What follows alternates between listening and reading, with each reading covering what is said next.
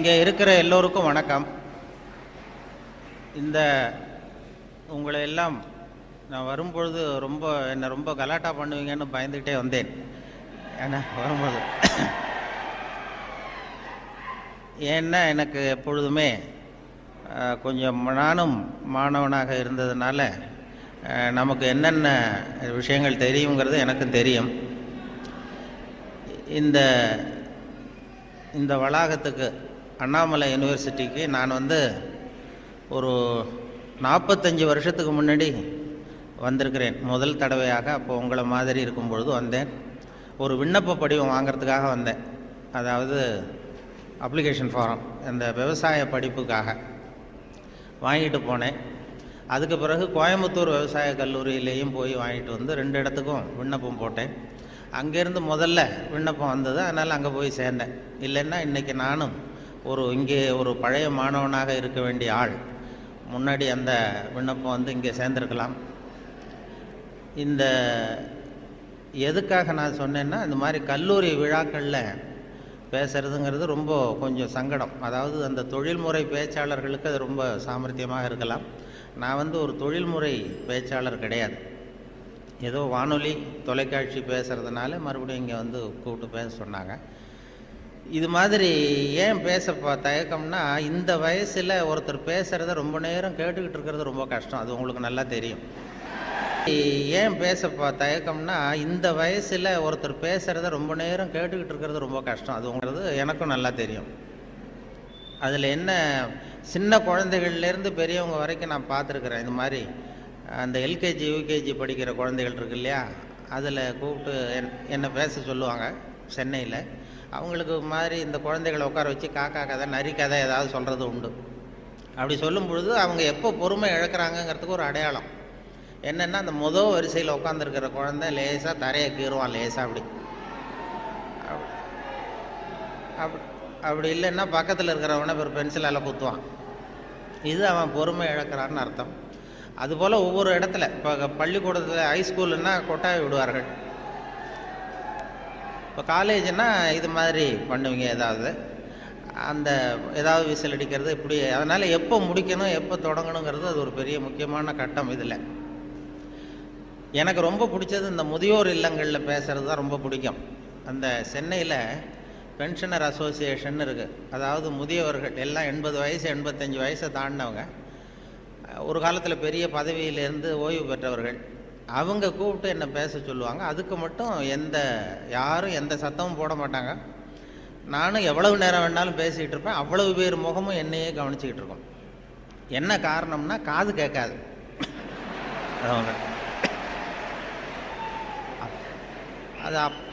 அதனால் அப்படி இருந்தால் அமைதியாக இருக்கலாம். இல்லைன்னா இப்படி. அதனால் இது ஒரு சத்தம்ங்கிறது நம்ம நல்ல ஆக்டிவாக இருக்கிறோங்கிறதுக்கு ஒரு அடையாளம்.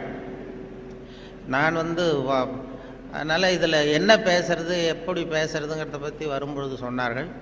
நீங்கள் இது மாதிரி பேச்சாளர்கள் சில பேர் கேட்டுக்கிறது உண்டு.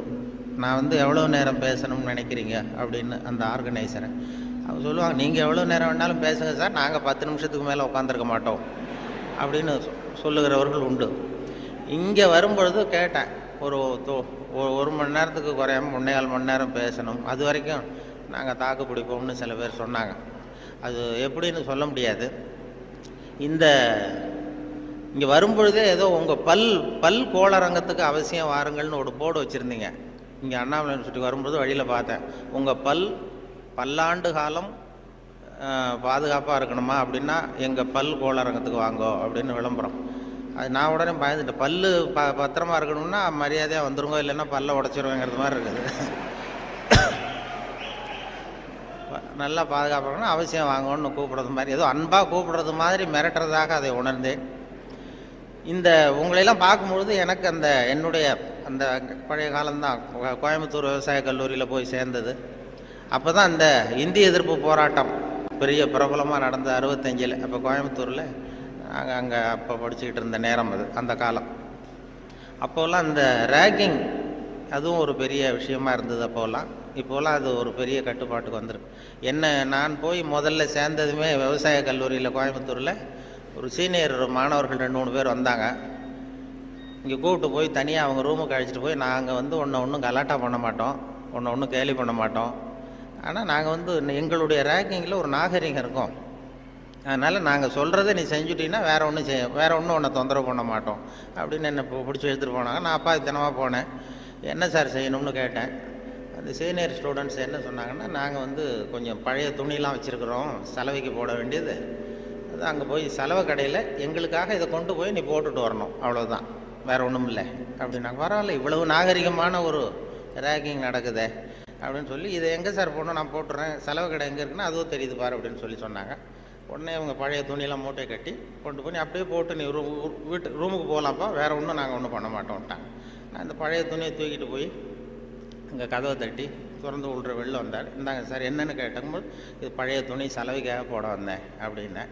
யார் கொடுத்தது அப்படின்னு கேட்டார். அந்த பழைய மாணவர்கள், அந்த சீனியர் ஸ்டூடெண்ட்ஸு கொடுத்தாங்கன்னு. கவலைப்படாத, நீ இங்கே வச்சுட்டு போ, நான் பார்த்துக்கிறேன், நான் தான் வார்டன். இது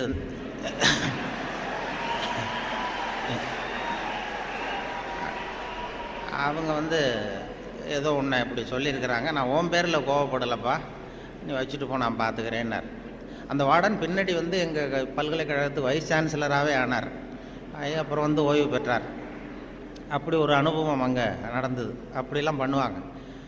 அதில் சில நல்ல இந்த அக்ரிகல்ச்சுரல் ஸ்டாட்டிஸ்டிக்ஸ்னு ஒரு பாடம், விவசாய புள்ளியியல், அது ரொம்ப போர் அடிக்கும். நாங்கள் யாரும் போக மாட்டோம் அந்த வகுப்புக்கு, ஏன்னா அது புரிஞ்சுக்கிறதே கஷ்டமாக இருக்கும். அதுக்காக அந்த ஆசிரியர் என்ன பண்ணார்னா, ஒரு தொழில்நுட்பத்தை கையாண்டார். அதாவது அந்த பாடத்தை நடத்திவிட்டு கடைசியில் ஒரு ஜோக்கு சொல்கிறது. அந்த ஜோக்கு வந்து அந்த வயசில் நமக்கு என்ன பிடிக்குமோ, அதாவது இந்த வயசில் உங்களுக்கு என்ன பிடிக்குமோ அது, அப்படிப்பட்ட ஜோக்காக சொல்லி எங்களை வந்து உடனே அந்த வகுப்புக்கு எல்லாரையும் வரும்படியாக பண்ணிட்டார். அப்போ அந்த விவசாய புள்ளியியல் துறை பேராசிரியர், அதனுடைய பாதிப்பு தான் எனக்கு எது சொன்னாலும் கடைசியில் எதையாவது ஒரு வேடிக்கையாக ஒன்று சொல்கிறதுங்கிறது. அந்த ஆசிரியருடைய பாதிப்பு. அவர் என்ன பண்ணுவார், ரொம்ப கடுமையான விஷயங்களை சொல்லிவிட்டு பாடம் முடிகிறப்போ ஒரு ஜோக்கு சொல்லுவார். அப்போ ஏதாவது பத்திரிகைகளில், வெளிநாட்டு பத்திரிகைகளில் படிச்சுட்டு வந்து சொல்லுவார். அவர் அப்போ 40 வருஷத்துக்கு முன்னாடி சொன்னது இப்போது இன்னமும் ஞாபகம் இருக்குது எனக்கு. அது என்ன, அவர் சொன்ன அந்த ஜோக்குகளில் ஒன்று என்னென்னா, ஒரு பெரிய குண்டான ஆள், ரொம்ப எடை அதிகம், அவன் வந்து இந்த எடையை குறைக்கிறது எப்படின்னு முயற்சி பண்ணான். முதல்ல எவ்வளவு எடை இருக்கும் அப்படின்னு சொல்லி ஒரு எடை போடுற மிஷினில் ஏறி நின்று காசை போட்டானா. டிக்கெட் வந்து விழுந்தது. அதில் எழுதியிருக்கும், என்ன எழுதியிருக்கு அப்படின்னு பார்த்தா, ஒரு சமயத்தில் ஒருவர் மட்டுமே ஏறி நிற்கவும் அப்படின்னு இருந்துதான். இவன் புரிஞ்சுக்கிட்டான், என்ன ஆச்சுன்னா, சரி நமக்கு நிலைமை சரியில்லை, இது எப்படியும் எடையை குறைக்கணும், இதுக்கு என்ன பண்ணுறதுன்னா, அந்த நேரம் அமெரிக்கா போக வேண்டிய வாய்ப்பு கிடச்சிது. அமெரிக்கா போய் அங்கே சுற்றி பார்த்துக்கிட்டு இருக்கும்போது ஒரு இடத்துல போர்டு போட்டிருந்துதான், உங்கள் எடை குறைய வேண்டுமா, இங்கே வாருங்கள் அப்படின்னு விளம்பரம். உடனே இவன் ஆவலாக அங்கே போனான். அங்கே ஒரு இடத்துல அந்த மேனேஜர் மாதிரி ஒரு ரிசப்ஷனில் ஒரு பொண்ணு உட்காந்துருந்தது. என்ன ஏன்னா, நான் இந்தியாவிலேருந்து வந்திருக்கேன், எனக்கு எடை குறையணும் அப்படின்னா, உனக்கு ஆர்டினரி ட்ரீட்மெண்ட் வேணுமா, ஸ்பெஷல் ட்ரீட்மெண்ட் வேணுமா, ஆர்டினரி டீலக்ஸ்ன்னு 2 ட்ரீட்மெண்ட்டு கொடுக்குறோம் எடையை குறைக்கிறதுக்கு, உனக்கு எது வேணும்னு கேட்டிருக்க அந்த அம்மா. இவன் பார்த்தான், எதுக்கு அனாவசியமாக செலவு, ஆர்டினரி ட்ரீட்மெண்ட்டே போகிறோம் அப்படின்ட்டுருக்கான். அப்படின்னா இந்த பக்கம் போ அந்த ரூமுக்கு அப்படின்னு சொல்லி கதவை திறந்து விட்டு தான் இவன் ஆவலாக உள்ள போயிட்டான். அந்த எடையை குறைக்க வேண்டியது போனால் அங்கே மேஜை நாற்காலி எல்லாம் செதறி கிடக்கு, அங்கேயும் இங்கேயுமா, ஒரு ஒழுங்காக இல்லை. ஒரு பெரிய ஹால், அதில் அந்த மூலையில் வந்து ஒரு பொண்ணு நின்றுட்டுருக்கு, ஒரு 16 வயசு பொண்ணு நின்றுட்டுருக்கு, அரைகுறை ஆடையோட. இவனுக்கு என்ன ஆசைன்னா, அந்த பொண்ணை போய் தொடணும்னு ஒரு ஆசை. அதனால் இப்படி சுற்றி சுற்றி ஓடுறான் அந்த மேஜை நாற்காலியை சுற்றி. அந்த பொண்ணு இவன் கையில் அகப்படாமல் அதுவும் தப்பிச்சு ஓடி ஓடி வந்துக்கிட்டு இருக்கு. ஒரு 15 நிமிஷம் துரத்துறான், அதுவும் சுற்றிக்கிட்டே இருக்குது. 15 நிமிஷம் கழித்து இந்த மேனேஜர், அந்த பொண்ணு வந்து, ட்ரீட்மெண்ட்டே இவ்வளவு தான், ஒரு 10 நாள் இப்படி வந்தீங்கன்னா சரியாக போடும், எடை குறைஞ்சிரும் அப்படின்ட்டு. இவன் வந்தவன் என்ன பண்ணா, சரி ஆர்டினரியே இப்படி இருந்தால் ஸ்பெஷல் ட்ரீட்மெண்ட் எப்படி இருக்கும் அப்படின்னு யோசனை பண்ணான். சாடார்னு என்ன பண்ணால், நம்ம வந்துட்டோம், இதுக்காக இன்னொரு தரம் அமெரிக்காவுக்கு நம்ம வரப்போகிறதில்ல, எப்படியும் அதையும் பார்த்துட்டு போடுவோன்ட்டு மறுபடியும் அந்த மேனேஜர் அம்மாட்ட போய் நின்னான். என்ன சார் மறுபடியும் என்னன்னு கேட்டிருக்கேன். அந்த ஸ்பெஷல் ட்ரீட்மெண்ட்டையும் எடுத்துகிட்டு போடலாம்னு பார்க்குறேன் அப்படின்னா, அது வந்து நீங்கள் இது ஆர்டினரி ட்ரீட்மெண்ட்டுக்கு $10 கட்டினீங்க, ஸ்பெஷல் ட்ரீட்மெண்ட்டுக்கு $50 கட்டணுமே அப்படின்ட்டுருக்கு. அது பரவாயில்ல, நான் கட்டிடுறேன்னு சொல்லி கட்டிவிட்டான். கட்டிவிட்டு அப்படின்னா இந்த ரூமுக்கு போ அப்படின்னு ரொம்ப ஆவலாக போய் கதவை திறந்தான். அதுவும் ஒரு பெரிய ஹால். இதே மாதிரி மேஜை நாற்காலிலாம் செதறி கிடக்கு. அந்த மூலையில் தேடுறான், யார் நிற்கிறான்னு பார்த்தா ஒரு 90 வயசு கிழவி. அவ இவனை துரத்துறா.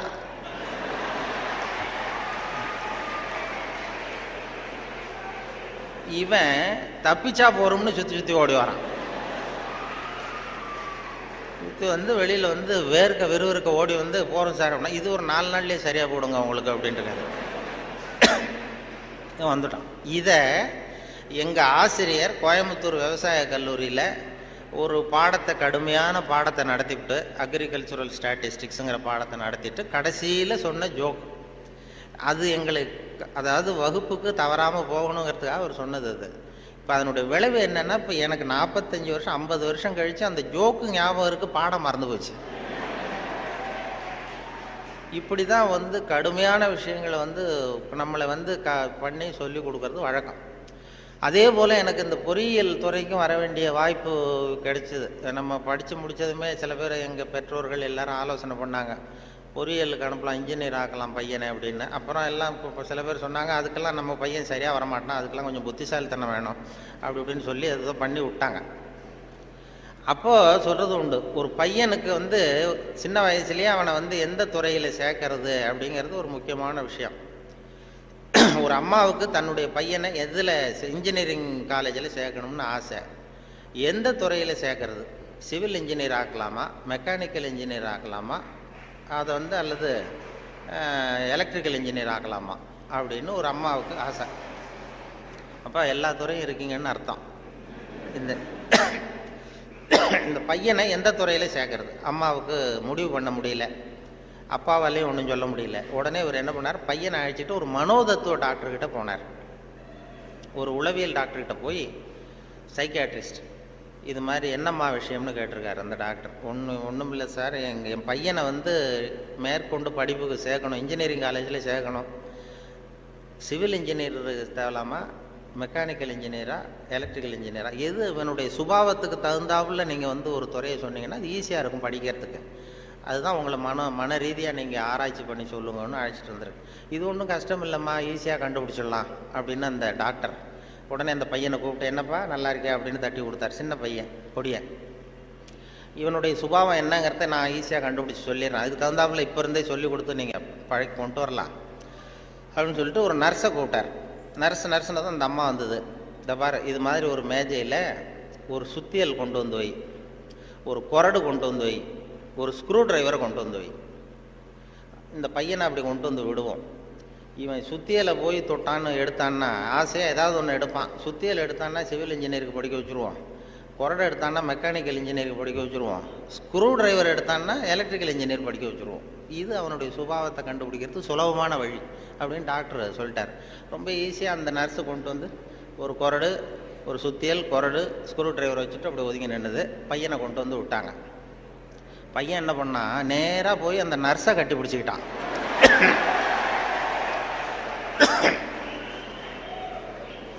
உடனே அந்த டாக்டர் சொன்னாராம், இவனை வந்து டாக்டருக்கு படிக்க வச்சுருங்க, அதுதான் அவனுக்கு அவன் சுபாவத்துக்கு பொருத்தமாக இருக்கும் அப்படின்னு சொல்லுவான்.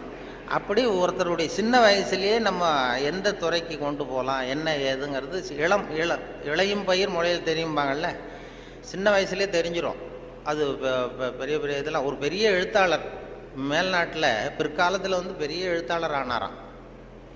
அவருக்கு சின்ன வயசில் படிக்கும் பொழுது ஒரு கட்டுரை எழுத சொல்லியிருக்கிறார் வாத்தியார்.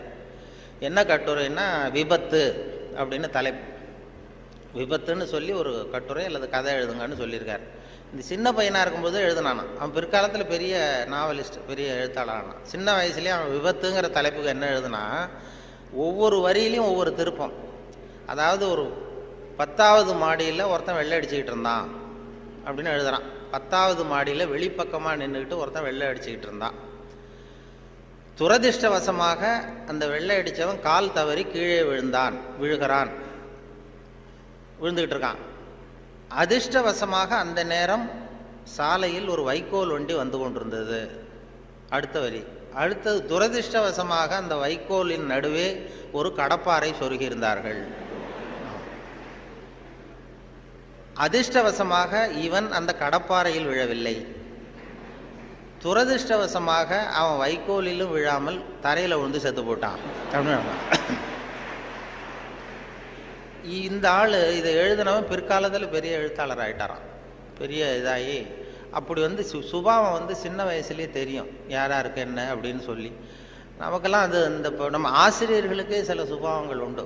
அது உங்களுக்கெல்லாம் தெரிஞ்ச விஷயமா இருக்கும். ஒவ்வொரு அவங்கவுங்க துறை சம்மந்தப்பட்ட இதாக இருக்கும். அதாவது ஒரு 3 பேராசிரியர்கள் ஒரு ஊருக்கு போனாங்க. ஒரு பெரிய பல்கலைக்கழகத்தில் இது மாதிரி பேசுறதுக்கு 3 துறை பேராசிரியர்கள் போனாங்க. ஒரு உடற்பயிற்சி ஆசிரியர், ஒரு ஃபிசிக்ஸ் பேராசிரியர், ஒரு கணக்கு வாத்தியார், 3 பேரும் போனாங்க. கணித பேராசிரியர் இது மாதிரி ஒரு விழாவில் பேசி முடித்ததும் கொண்டு போய் கெஸ்ட் ஹவுஸில் 3 பேரையும் தங்க வச்சாங்க. நாளைக்கு மறுநாள் அவங்க ஊருக்கு போகணும். இது மாதிரி விழாவில் கலந்துக்கிட்டு முடிஞ்சதும் கணித பேராசிரியருக்கு ஒரு ரூம், இவருக்கு அந்த ஃபிசிக்ஸ் பேராசிரியருக்கு ஒரு ரூமு, உடற்பயிற்சி ஆசிரியருக்கு ஒரு ரூம் போட்டு கொடுத்தாச்சு. இது மேல்நாட்டில் நடந்தது. அதனால் என்னென்னா அவங்களுக்கு அந்த ஆகாரம்லாம் டப்பாவிலே வச்சுருக்குறாங்க. அந்த டப்பாவில் டின்னு ஃபுட்டுங்கிறாங்கல்ல, அது மாதிரி டின்னில் அடைச்சி அவங்க ரூமில் வேண்டிய ஆகாரம்லாம் வச்சு கொடுத்துட்டாங்க. கொண்டு போய் விட்டு வந்துட்டாங்க. அந்த வந்துட்டு மறுநாள் காலையில் எழுந்திரிச்சார் இந்த ஆர்கனைசர். அப்போ தான் அவருக்கு அப்படியே பதறி போயிட்டார். ராத்திரி அந்த 3 பேராசிரியர்களுக்கும் 3 டப்பாவில் உணவு கொடுத்தோம், ஆகாரம். அதை திறக்கிறதுக்கான கருவியை கொடுக்காம வந்துட்டோம். திறக்கிறதுக்கு ஒரு பொருள் அது இல்லாமல் கொடுத்தோம். எப்படி அவங்க டப்பாவை திறந்தாங்களா சாப்பிட்டாங்களா என்னன்னு தெரியல அப்படின்னு இவர் பதறி போய் விடிஞ்சதும் ஓடுறாரு விழுந்தடிச்சு. இந்த வரவேற்ற ஓடி போய் முதல்ல அந்த உடற்பயிற்சி ஆசிரியர் கதவை திறந்தாராம். ரூமை திறந்தா அவர் நிம்மதியாக தூங்கிட்டு இருக்காரு. டப்பா திறந்து கிடக்கு, சாப்பிட்டுட்டு நிம்மதியாக தூங்கிட்டு இருக்காரு. உடனே இவர் போய் தட்டி எழுப்பி, எப்படி சார் அந்த டப்பாவை திறந்தீங்க, அந்த இதை கொடுக்கலையே நாங்கள் உங்களுக்கு அப்படின்னு. இது என்ன சார், உடல் பலம் தான் சார் முக்கியம், டப்பாவை பலம் ஓங்கி கீழே அடித்தேன் திறந்துட்டுது, அது என்ன பெரிய காரியம் அப்படின்னு சொல்லி உடற்பயிற்சி செஞ்சுட்டேன், அதனால் சாப்பிட்டேன் இருக்கார். பரவாயில்ல சார் அப்படின்னு சொல்லி அடுத்த ரூமுக்கு ஓடி இருக்கார். அங்கே ஃபிசிக்ஸ் வாத்தியார் உட்காந்துருக்கார். அவரும் அதே மாதிரி நிம்மதியாக தூங்கியிருக்காரு. இது டப்பா திறந்து கிடக்கு. போய் திறந்து, எப்படி சார் திறந்தீங்க நீங்கள் டப்பாவை அப்படின்னா, அது என்ன சார், எந்த இடத்துல ப்ரெஷர் கொடுக்கணும்னு எனக்கு தெரியும், அந்த இடத்துல அழுத்தினா திறந்துட்டுது டப்பா, அது நமக்கு டெக்னிக்கு வந்தது தானே அப்படின்னு அந்த திறந்து சாப்பிட்டேன்ட்டார். இவர் அப்பாடா நிம்மதியாக போச்சு. அடுத்தது கணக்கு வாத்தியார் ரூமுக்கு ஓடினார். அங்கே போனால் அவர் தூங்கவும் இல்லை, டப்பாவும் திறக்கலை, மூடியே இருக்கு. என்ன பண்ணுறீங்க அப்படின்னு சொல்லி அந்த கணக்கு ஏதோ ஒரு எழுதிட்டு இருக்காரு பேப்பரில். கணக்கு வாத்தியார், என்ன சார் பண்ணிட்டு இருக்கீங்க அப்படின்னு கேட்டிருக்காரு. அவர் ஒன்றும் இல்லை, அஸ்யூம் தி டப்பா இஸ் ஓப்பன் அப்படின்னு சொல்லி மேற்கொண்டு கணக்கு போட்டுக்கிட்டு இருக்காரு சார் அப்படின்னாராம். இது ஒவ்வொருத்தருக்கும் ஒரு சுபாவங்கிறது அது இயல்பாக அமையிறது. ஆசிரியர்களுக்கு எல்லாருக்குமே அப்படி அமையிறது. என்னோட படித்தவர்கள் இன்னைக்கு பல பேர், இப்போ ஒருத்தன் தான் சின்ன வயசில் ஒரு பையன் ஜானகிராமன் ஒருத்தன் பக்கத்தில் என்ன பென்சிலாலேயே குத்திக்கிட்டு இருப்பான். இன்னைக்கு அவன் கும்பகோணத்தில் இன்னைக்கு பெரிய டாக்டர், எல்லாருக்கும் ஊசி போட்டுக்கிட்டான். அப்படி சின்ன வயசுலேயே சுபாவம், அங்கே யார் யார் எப்படி வருவாங்க அப்படின்னு தெரியும். அவங்களுடைய அந்த படிக்கும் பொழுதே அந்த இது தெரியும். என்னோட படித்தவர்கள் நிறைய பேர் அது மாதிரி ஒவ்வொரு துறையில் வந்திருக்கிறாங்க. சில பேர் இந்த நான் சொன்னது மாதிரி மேல்நாட்டில் ஒரு பெரிய பிரபலமான வக்கீல். அந்த வக்கீல் சின்ன வயசு அவர்கிட்ட வாதாடுறதுக்கு எல்லாரும் பயப்படுவாங்களாம். அந்த வக்கீல் சின்ன வயசில் எப்படி இருந்தான் அப்படின்னு சொல்லி அவங்க அம்மா சொல்லியிருக்கிறாங்க ஒரு பேட்டியில். அவங்க இந்த பையன் இவன் சின்ன வயசுலேயே வருங்காலத்தில் பெரிய வக்கீல் ஆகிடுவான்னு எனக்கு தெரியும் அப்படின்னு சொல்லியிருக்கிறாங்க. என்ன பண்ணான்னா, அப்பா பேப்பர் படிச்சுட்டு உட்காந்துருக்காரு, அம்மா சமயக்கட்டில் இருக்கிறாங்க. இவன் பையன் அவன் ரூமில் இங்கே ஏதோ பண்ணிகிட்டு இருக்கான். ஒரு பூனை வீல்னு கத்திக்கிட்டு இருக்கு. அம்மா கதறிக்கிட்டு இருக்க ஒரு பூனை. உடனே அம்மாவுக்கு புரிஞ்சு போச்சு, டேய் அந்த பூனை வாழை பிடிச்சி இழுக்காதரா அப்படின்னு கத்திருக்கு அந்த அம்மா. பூனை வாழை பிடிச்சி இழுக்காதரன்னு. ஆமாம், இங்கேயும் சில பூனைகள் இருக்கு, அது வாழை யாரும் பிடிச்சி இழுத்துறாதீங்க. அது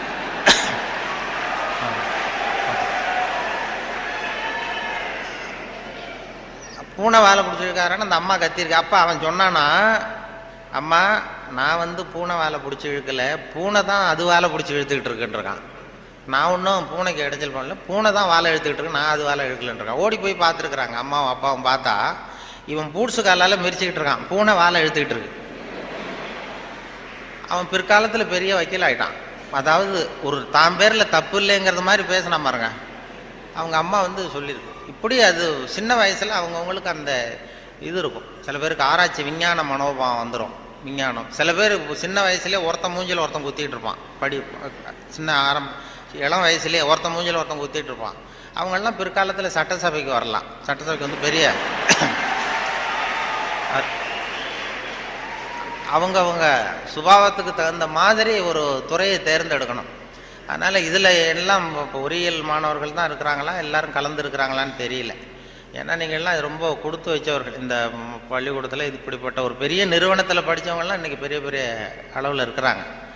அதனுடைய ஒரு விழா கொண்டாடுதுன்னா அதெல்லாம் ரொம்ப மரியாதை மதிப்பாக உள்ளது. என்னை பற்றி அறிமுகப்படுத்தினவர் ஏதோ நான் பெருசாக என்னை பற்றி ரொம்ப பெருமையாக சொன்னார். அவர் அவ்வளவு பெருமையாக சொன்னதுக்கு காரணம் என்னென்னா அவ்வளவு நானே எழுதி கொடுத்தது. வேற அது ஏன்னா வந்ததுமே ஒரு பேப்பரை கொடுத்து அந்த கெஸ்ட் ஹவுஸுக்கு போகும்பொழுது ஒரு 2 பேப்பரை கொடுத்து உன்னை பற்றி எழுதிட்டு வான்னு சொல்லி கொடுத்து அனுப்புனார். உடனே எழுதிட்டு வந்து கொடுத்தேன். அப்படியே படித்தார். அது இவ்வளவு தூரம் விடாமல் சொல்லுவார்னு தெரிஞ்சிருந்தால் இன்னும் கூட எழுதி கொடுத்துருக்கலாம் கொஞ்சம்.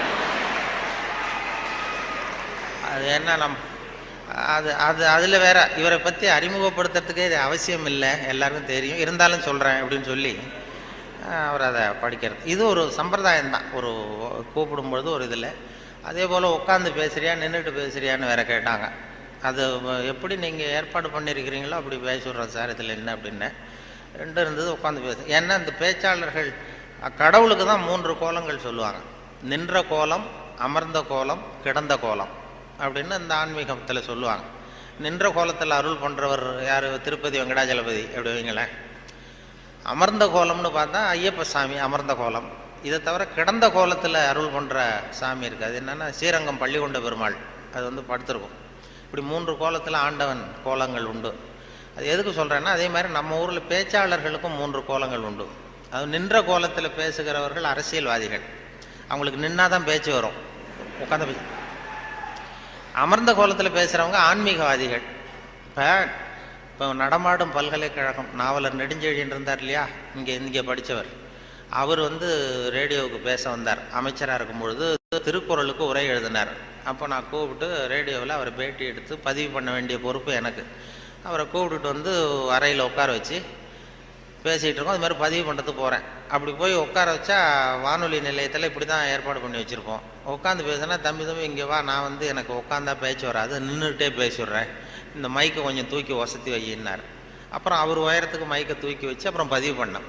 இது அவங்களுக்கு பழக்கத்தில் மேடையில் நடமாடும் பல்கலைக்கழகம் எதை வேணாலும் பேசுவார். உட்காந்தா கொஞ்சம் தயக்கம் வந்தது. அது அரசியல் அப்படி. அது ஆன்மீகவாதிகள். இப்போ கிருபானந்த வாரியாரெல்லாம் கூப்பிட்றோம் வானொலி நிலையத்துக்கு, அவரை உட்கார வச்சு தான் பதிவு பண்ணுவோம். அவரை வந்து நின்றுக்கிட்டே பேசுங்க சார்னு சொல்ல முடியாது. அதனால் நின்ற கோலம் பேசுகிறவங்க அரசியல்வாதிகள், அமர்ந்த கோலத்தில் பேசுகிற பேச்சாளர்கள் ஆன்மீகவாதிகள். இதே மாதிரி கிடந்த கோலத்தில் பேசுகிறவங்களும் உண்டு நம்ம ஊரில். இந்த சாராய கடை வாசலில் பார்த்தீங்கன்னா அவங்களெல்லாம் கிடந்த கோல பேச்சாளர்கள். நல்ல வேலையாக என்னை வந்து நீ கிடந்த கோலத்தில் பேசுன்னு சொல்லாமல் இங்கே 2 கோலத்துக்கு ஏற்பாடு பண்ணி வச்சுருக்கிறாங்க. நின்ற கோலம், அமர்ந்த கோலம். இப்படி ஒரு படுக்கையை போட்டு வச்சுட்டா இங்கே வரக்கூடிய பேச்சாளர்கள் எது பிடிக்குதோ அப்படி பேசிகிட்டு இருக்கலாம். அது வசதி. ஏன்னா இது ரொம்ப விரிவான ஒரு என்னமோ 70 mm மாதிரி இருக்குன்னு சொன்னார் வரும்போது சொன்னாங்க. அது அதுவும் இந்த துணைவேந்தர் ரொம்ப கலை நுணுக்கத்தோடு இதை பண்ணியிருக்கிறார், இன்னும் நிறைய வேலையெல்லாம் இருக்குது இல்லை அப்படின்னு சொல்லி ரொம்ப பெருமையாக சொன்னார்கள். இந்த பொறியியல் அது வந்து அந்த கலை நுணுக்கம் இன்னும் என்னென்ன வேலை இருக்குது, நிறைய செஞ்சுருக்கேன். இது எல்லாம் இந்த பெருமை அவருக்கு தான் சொல்லி பெருமையாக சொன்னாங்க. இது இப்படிப்பட்ட பெரிய ஹாலில் ஒருத்தரை உட்கார வச்சாதான் என்னமோ மாதிரி இருக்கும். ஆமாம், இதுக்கெல்லாம் ஒரு 20-30 பேர் வரிசையாக உட்காந்தா நல்லாயிருக்கும் இந்த ஹால். அதாவது பொறியியல் துறை நீங்கள் மாணவர்கள்ங்கிறதுனால பொறியியலில் வந்து கலை அம்சத்தை புகுத்துறது ரொம்ப சிரமம். சில பேருக்கு அதாவது பொறியியலுக்கும் அதாவது கவிதை எழுதுவாங்க. சில பொறியியல் கவிதை எழுதுகிறவங்க வந்து பொறியியல் இன்ஜினியராக இருக்கிறவங்க கவிதை எழுதுறது உண்டு. அப்படி இருக்கிறது கொஞ்சம் 2க்கும் முரண்பாடான விஷயம். கலைத்தன்மை, அதாவது பொறியியல் வந்து மெக்கானிக்கல் மைண்ட் அதிகமாக இருக்கும். அதாவது ஒரு பெரிய பொறியியல் இன்ஜினியர் அவர் வந்து இராணுவத்தில் ஒரு பாலம் வந்து கட்டுறதுக்கு பெரிய இது பண்ணாங்க, பிளான் பண்ணாங்க. அதுக்கு ஒரு வரைபடம் தயார் பண்ணணும். ஸ்கெட்சு, இராணுவத்துக்கு பாலம் கட்டுறதுக்கு ஒரு பெரிய ப்ளூ பிரிண்ட்டு என்ன சொல்லுவீங்கள்ல, அது மாதிரி அந்த வரைபடம் தயார் பண்ணுற வேலையை ஒப்படைச்சிருக்கிறாங்க அந்த இன்ஜினியர்கிட்ட. அந்த பொறியாளர் வந்து உள்ளுக்குள்ளே ஒரு கவிஞர், அதாவது அவர் ஒரு கவித்தன்மை உள்ளுக்குள்ளே இருக்குது, மறைஞ்சிருக்குது. அதனால் அவர் என்ன பண்ணார், அந்த பொறியியல் வரைபடம் போட்டார். பாலத்தை போட்டுட்டு ஒரு ஆறு ஓடுது, குறுக்க பாலம், அதனுடைய நீளம் அகலம் எல்லாம் கரெக்டாக போட்டு அந்த ஆறு ஓடிக்கிட்டு இருக்கு. அது ஓடி முடிகிற இடத்துல ஆற்று ஓரமாக ஒருத்தன் ஒரு சின்ன பையன் தூண்டில் போட்டுக்கிட்டு நிற்கிறான். அதை அவர் போட்டிருக்காரு ஒரு அழகுக்காக. சின்ன மூலையில் ஒரு தூண்டில் போட்டுட்டு ஒரு பையன் நிற்கிறான். இது இந்த பொறியியல் வரைபடத்தை கொண்டு போய் அதிகாரிகள்கிட்ட கொடுத்துருக்குறான். அவருக்கு கோபம் வந்துடுது. இது வந்து ஒரு பொறியியல் வரைபடம், இது இந்த வரைபடத்தில் போய் அந்த ஒரு ஓவியம் என்னத்துக்கு அப்படின்னு சொல்லி அவர் சத்தம் போட்டிருக்காரு மேலே உள்ளவர். அதனால் என்ன பண்ணியிருக்காரா, முதல்ல வந்து முதல் தடவையாக கொடுக்கும்பொழுது அந்த பாலத்து மேலே நின்றுக்கிட்டு தூண்டில் போடுறது மாதிரி படம். இந்த பாலத்தில் எதுக்கு அவன் நிற்கிறான்னு சொல்லி சண்டை போட்டிருக்காரு. உடனே அவர் சரி சார் நான் இதை மாற்றிடுறேன்னு சொல்லி இவர் மாற்றி 2வது தடவை படம் போடும்போது பாலத்தில் நிற்கக்கூடாது, பாலத்தில் இடைஞ்சல் இருக்கக்கூடாது, அவ்வளோதானே. பாலத்தை சரியாக போட்டு மூலையில் கொண்டு போய் தூண்டில் போட்டு நிற்கிறான். மறுபடியும் கூப்பிட்டு அவன் படமே இருக்கக்கூடாது இந்த இதில், இந்த வரைபடம் மட்டும்தான் இருக்கணும் போடுன்னார். உடனே இவன் வந்து பாலம் போட்டான். 6 பாலம் சரியாக போட்டுட்டு இந்த மூலையில் பார்த்தா அவன் நிற்கிற இடத்துல அவன் இல்லை. அந்த இடத்துல சின்ன ஒரு கல்லறை, இந்த சிறுவன் இங்கேயே புதைக்கப்பட்டிருக்கிறான் அப்படின்னு எழுதிட்டான். அதாவது அந்த உள்ளுக்குள்ளே இருக்கிற அந்த கவிஞனை ஒன்றும் பண்ண முடியாது. சில பொறியியல் படிக்கிற மாணவர்கள் நீங்கள் நிறைய பேர் கவிதை எழுதலாம், அது எப்படியாவது வெளியில் வந்துக்கிட்டு தான் இருக்கும். அது வந்து பியூராக அந்த வரைபடத்தில் கூட அவனை மறைக்க முடியல பாருங்கள், அப்படி இருக்கும். அது மாதிரி சொல்கிறது உண்டு அவங்கவுங்க அந்த இதில். அதனால் இந்த பேச்சு, இந்த சொன்னார்கள், இந்த நகைச்சுவை உணர்வுங்கிறது ரொம்ப அவசியம், அதை பற்றி சொல்லணும் போகணும் வரணும்னு சொல்லி சொன்னாங்க. நகைச்சுவை உணர்வுங்கிறது நமக்கு சின்ன வயசுலேருந்து நாம் பிறந்து 6 வாரத்தில் தான் சிரிக்க ஆரம்பிக்கிறோமா. ஒரு குழந்தை பிறந்து 6வது வாரம் தான் சிரிக்க ஆரம்பிக்கும். ஒரு கிளுகிழுப்பை கொண்டு போய் குழந்தை முகத்துக்கிட்ட ஆட்டினா சிரிக்குது. அதே கிளுகிழுப்பை ஒரு தாத்தா முகத்துக்கிட்ட ஆட்டுங்க கோவம் வந்துடும், குச்சி கிச்சிருந்தா எடுத்து அடிச்சிருவார். ஏன்னா அப்படி இருந்தவர் அப்படி ஆயிட்டார். ஒரு காலத்தில் அப்படி இருந்தவர் அப்படி சின்ன வயசில் ஒரு கிளுகிழுப்ப சத்தத்துக்கு சிரித்தவர் அதே சத்தத்துக்கு டென்ஷன் ஆகிறாருன்னா அப்படி தான் மனுஷனுடைய வாழ்க்கை வீணாக போகுது. அந்த இயல்பு தன்மை மாறாமல் இருக்கணுமா அந்த சிரிப்பு தன்மை வந்து. ஆனால் சிரிப்புங்கிறது ஒரு பாவமான செயல்னு காலங்காலமாக போதிக்கப்பட்டு வந்திருக்கிறோம். எப்படி போதிக்கப்பட்டு வந்திருக்கிறோம்னா, ஒரு முதலாளிக்கு முன்னாடி தொழிலாளி சிரித்தா மரியாதை குறைச்சால், ஒரு ஆஃபீஸருக்கு முன்னாடி பியூனு சிரித்தா மரியாதை குறைச்சால், இப்படி சொல்லி சொல்லி சிரிப்புங்கிறது எதுவும் மரியாதை குறைவான செயல்னு காலங்காலமாக போதிக்கப்பட்டு வந்து இப்போ சிரிப்பு தன்மை வந்து சிறைப்பட்டு போச்சான் நம்ம உடம்புக்குள்ளே. இந்த சிறைப்பட்டிருக்கிற சிரிப்பை வெளியில் கொண்டு வர்றதுக்கு தான் ஜோக்குன்னு ஒரு சாவியை போட வேண்டியிருக்கு. வேறு ஜோக்குக்கும் சிரிப்புக்கும் சம்மந்தமே இல்லை, அது ஒரு சாவியாக உபயோகப்படுது. ஏற்கனவே இருக்கிற இயல்பு தன்மையை வெளியில் கொண்டு வர்றது. அந்த குழந்தை தன்மையோடு இருக்கணும், குழந்தைத்தனம் தான் இருக்கக்கூடாதே தவிர அந்த குழந்தைத்தன்மை கடைசி வரைக்கும் நமக்கு நீடிச்சதுன்னா ஹார்ட் அட்டாக் வராது. குழந்தைத்தன்மை வேறு, குழந்தைத்தனம் வேறு. குழந்தைத்தன்மை பெரிய வயசானா கூட குழந்தைத்தன்மையோடு இருக்கலாம். இப்போ ஒரு அம்மா வந்து ஒரு பிள்ளைய எழுப்பிச்சான், தட்டி எழுப்பியிருக்கு காலையில் விடிய காலம். அம்மா வந்து எழுந்துடுறா காலேஜுக்கு நேரம் ஆயிட்டுது அப்படின்னு எழுப்பிச்சான். அந்த புள்ள இழுத்து போத்திட்டு நான் காலேஜுக்கு போக மாட்டேம்மா, எனக்கு போகிறதுக்கு பிடிக்கலன்னு இருக்கு. அந்த அம்மா விடலை, வயசான அம்மா, நீ போய் தாண்டா ஆகணும் அப்படின்ட்டுருக்கு. அந்த புள்ள எழுந்திரிச்சு உட்காந்து கேட்டிருக்கு, ஏம்மா என்னை வந்து ஏன் இப்படி தொந்தரவு பண்ணுற தூங்க விடாமல் அப்படின்ட்டுருக்கு. அப்போ அந்த அம்மா சொல்லிச்சான், நீ வந்து காலேஜுக்கு ஏன் போக மாட்டேங்கிற, அதுக்கு 2 காரணம் சொல்லு அப்படின்ட்டுருக்கு. அந்த அம்மா பிள்ளைய கேட்டிருக்கு, நீ காலேஜுக்கு ஏன் போக மாட்டேங்கிற 2 காரணம் சொல்லு.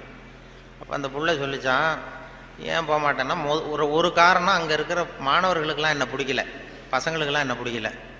2வது காரணம் அங்கே இருக்கிற வாத்தியார்களுக்கும் என்ன பிடிக்கல, ஆசிரியர்களுக்கும் பிடிக்கல, மாணவர்களுக்கும் பிடிக்கல, அதனால் நான் போக மாட்டேன் அப்படின்னு சொல்லி படுத்துட்டுது. அதுக்காக நீ வந்து போகாமல் இருக்கக்கூடாதா, காலேஜுக்கு போய் தான் ஆகணும்னு மறுபடியும் எழுப்புது அந்த அம்மா, வயசான அம்மா. அப்புறம் எழுந்திரிச்சு உட்காந்துக்கிட்டு அந்த புள்ள கேட்டு தான், என்ன எதுக்கு காலேஜுக்கு போகணும்னு நீ சொல்கிற, அதுக்கு 2 காரணம் சொல்லு அப்படின்ட்டு. அப்போ அந்த அம்மா சொல்லிச்சான், டே ஏன் சொல்கிறேன்னா, முதல் காரணம் உனக்கு வயசு 54, 2வது காரணம் நீ தான் பிரின்சிபால்.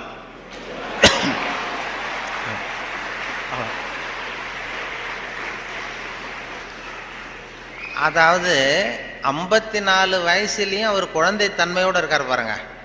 அவங்க அம்மாவுக்கு அது புள்ள தானே, அதுதான் குழந்தை தன்மைங்கிறது, குழந்தைத்தனம் இல்லை. இது குழந்தைத்தனங்கிறது வேற, குழந்தைத்தன்மைங்கிறது வேற. அந்த குழந்தைத்தன்மை மாறாமல் மனுஷன் வாழணும்னு சொல்லி இப்போ சொல்கிறாங்க. நமக்கு வருகிற நோய் நொடிக்கெல்லாம் அதுதான் காரணம். இப்போ ஹார்ட் அட்டாக்கு திடீர்னு வர்றதுக்கு அதுதான் காரணம். மன இருக்கம் வரக்கூடாது. குழந்தைய எல்லாரையும் குழந்தைய ஆக்க முடியாது, ஆனால் குழந்தைத்தன்மையை நம்ம வளர்த்துக்கலாம். இந்த 200 தடவை சிரிப்புத்தன்மையை இருந்துகிட்டு இருக்கலாம். எல்லாரையும் குழந்தை ஆக்கிறதுக்கு வழி விஞ்ஞானத்தில் இது வரைக்கும் வழி கிடையாது. ஒரு டாக்டர் கண்டுபிடிச்சாராம். ஒரு டாக்டர் என்ன கண்டுபிடிச்சாருன்னா, ஒரு மாத்திரை சாப்பிட்டா 1 வயசு குறையும் அப்படின்னு ஒரு மாத்திரையை கண்டுபிடிச்சாராம் ஒரு டாக்டர்.